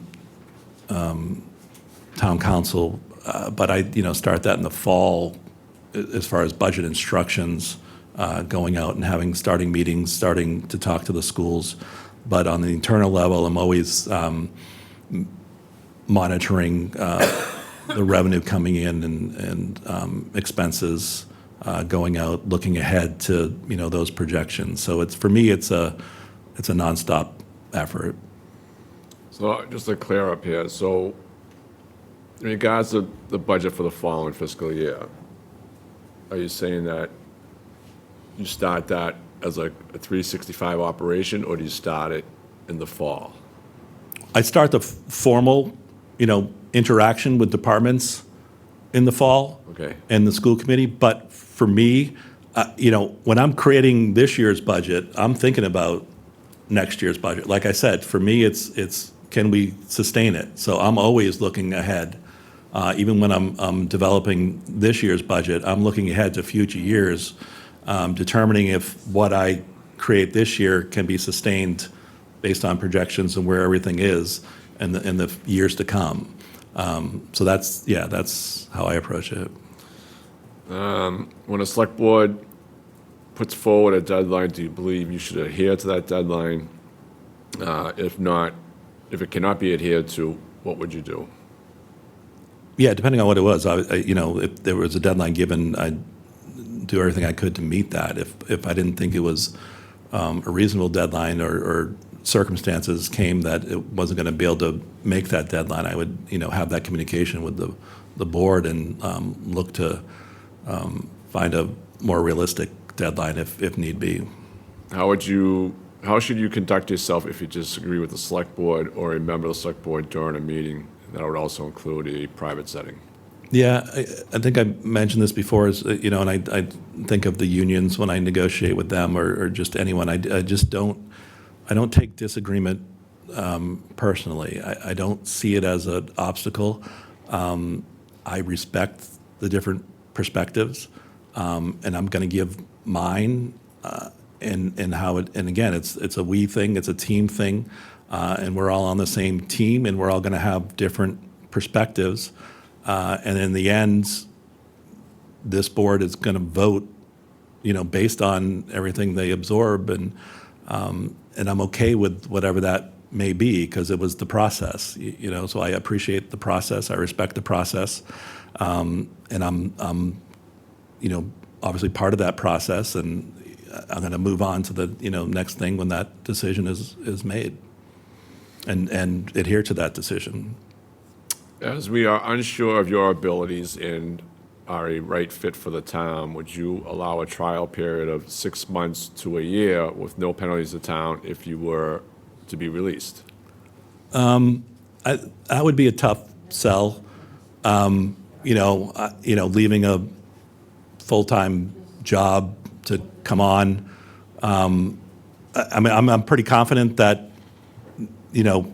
I'd be okay after 6 months and a year with my performance, but I think that would be a tough sell to, for me to, take on that, negative part of, being hired. Yeah, I think that would be a tough sell to agree to a probationary period where you could be, let go. Just for, I don't know what would be built into that for reasons, that. but yeah. Do you have any relationships, affiliations with anyone in the town of Marshfield? No. I mean, me and Peter, had some Braintree connections way back, never So that would go to- directly. That would go to, do you have any relationships, affiliations with anyone currently employed by the town? Oh, yeah. I mean, again, we just both work there. I don't think there are any direct interactions or relationships, but I was chair of the finance committee when he, served on, for the town as well. But before this, I hadn't seen Peter in years. I mean, maybe when he was Norwell administrator, and was I at the State Probably House then? About 10 years, Yeah, yeah. yeah. Do you have any relationships, affiliations with anyone that used to be employed by the town? No. Each of the candidates before us would do a report. Each of the candidates before us, so they would do a report and presentation to the select board. What kind of reports and presentations would you do? I guess that would depend on what.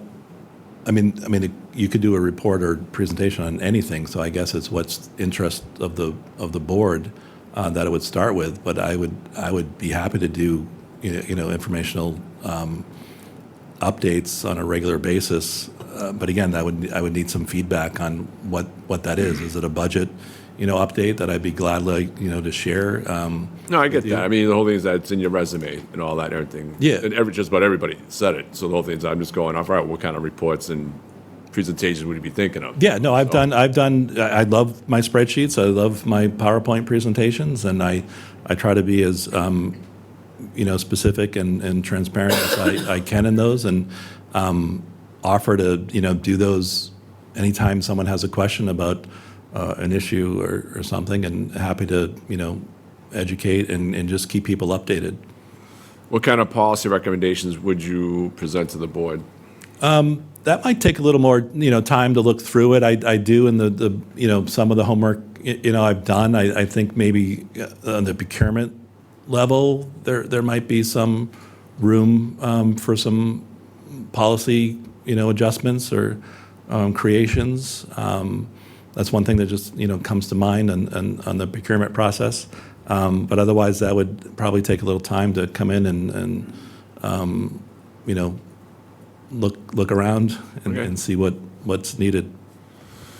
In my short time in office and getting to know the budget and its process to a certain degree, it is my belief more money should be siloed into specific funding areas instead of placing most of it in the general fund. For example, the town collects over $4 million in excise tax every year, but it's my understanding nothing is dedicated to streets and sidewalks. Do you recommend such a process, and if so, have you implemented in the communities you serve? I'd like that philosophy to a certain degree. And what I've done is I've dedicated our free cash to our capital plan on an annual basis. So whatever we do for free cash, most of that is used to fund our capital plan. What I have done in more the operating side of things is that when we created those fields I talked about that we built, the turf fields and the lighted fields, I did create a field enterprise, a new field enterprise fund to make sure the revenue created by those new fields was dedicated to their maintenance and eventual replacement. Because I know, and I think this is the point of the question, I know too well that if it's not, and it's a downturn, that money is going to be scooped up and used somewhere else. And it's important. It was important for me that we not spend that $11 or $12 million on new fields if we can't maintain them and replace them. So I did do that on that occasion. Since you are applying for this position, have you been following the budget process? A little bit. I was watching the advisory board meeting recently. That I think it was 2.5 hours. Is there anything you would do different? As a process, or Yeah, anything in the budget process, I guess. Anything wrapped around the budget? not that I've seen. I mean, I guess not getting to the point that Marshfield's at would be something I would do different. And I think I could do differently. But I mean, it's most of the process is spelled out, in your, bylaws.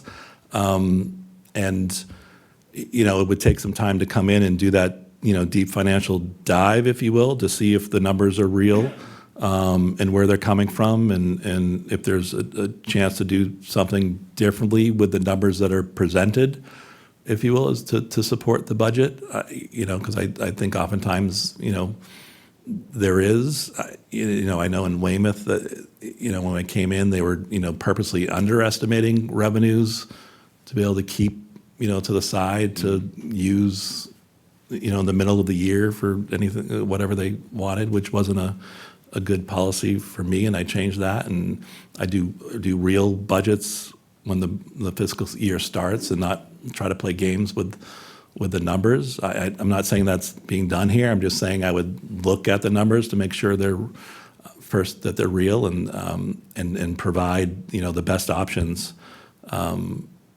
to the board and town meeting. It's 2 minutes, Eric. 2 minutes.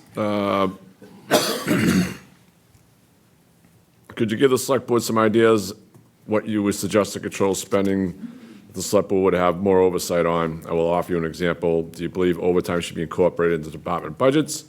My thinking is overtime should be in its own account under select board supervision. Anytime overtime is used, the head of the department is required to explain why overtime is used. It's something I track carefully, and I question and if I have to, challenge it on a department basis. But I think that can be done within their department budgets. I mean, we would still control the amount of overtime. And so if you come in and monitor that and keep an eye on it and determine that some of that's not needed and could be done within the salary, then you would reduce that overtime budget, the following year. And that's how I would approach it. What, do you have procurement experience? I oversee the procurement department in Weymouth directly, and I actually right now sign all the contracts that come through and review them and help sometimes negotiate So I'm going to those. be the impression you're not a certified procurement No, officer? Okay. nope. But I believe this says you need to within a year, right? Or I'm not too sure what we set up guidelines, Right. talking Yeah, about it. which wouldn't be a problem, yeah. I think I'll end it with this. Do you believe the Massachusetts legislative branch and the executive branch are to blame for the cities and towns' dire financial situation? Trying to get me in trouble.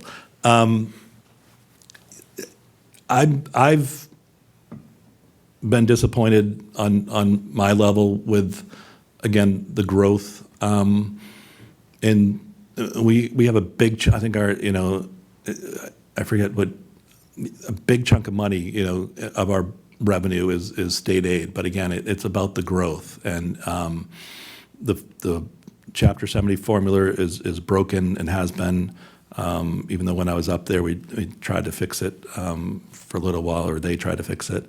I am concerned, especially when it comes to the schools, because most of the budget needs in the schools are created at the state level with the mandates. Like one of the things I point to, and they don't like the graph when I bring it up on my budget presentation, but in Weymouth, over the last 10 years, our enrollment has gone down 1,000 students. It's just now leveling off to go back up. But the budget's, going up, and staff has been going up. And that's not like mismanagement per se. A lot of it is the mandates and from the state and the needs they have to. And I don't want to pit general education versus special education, but it's the special ed requirements that are just the costs of them are just ballooning to unsustainable measures, and the aid coming back to help address that hasn't always obviously hasn't been enough, because you still have that and a lot of school districts are having that, and that's the main cause, I think, of all the negativity on school budgets. And I think most of it has to do with the state not funding everything they're mandating. And so I appreciate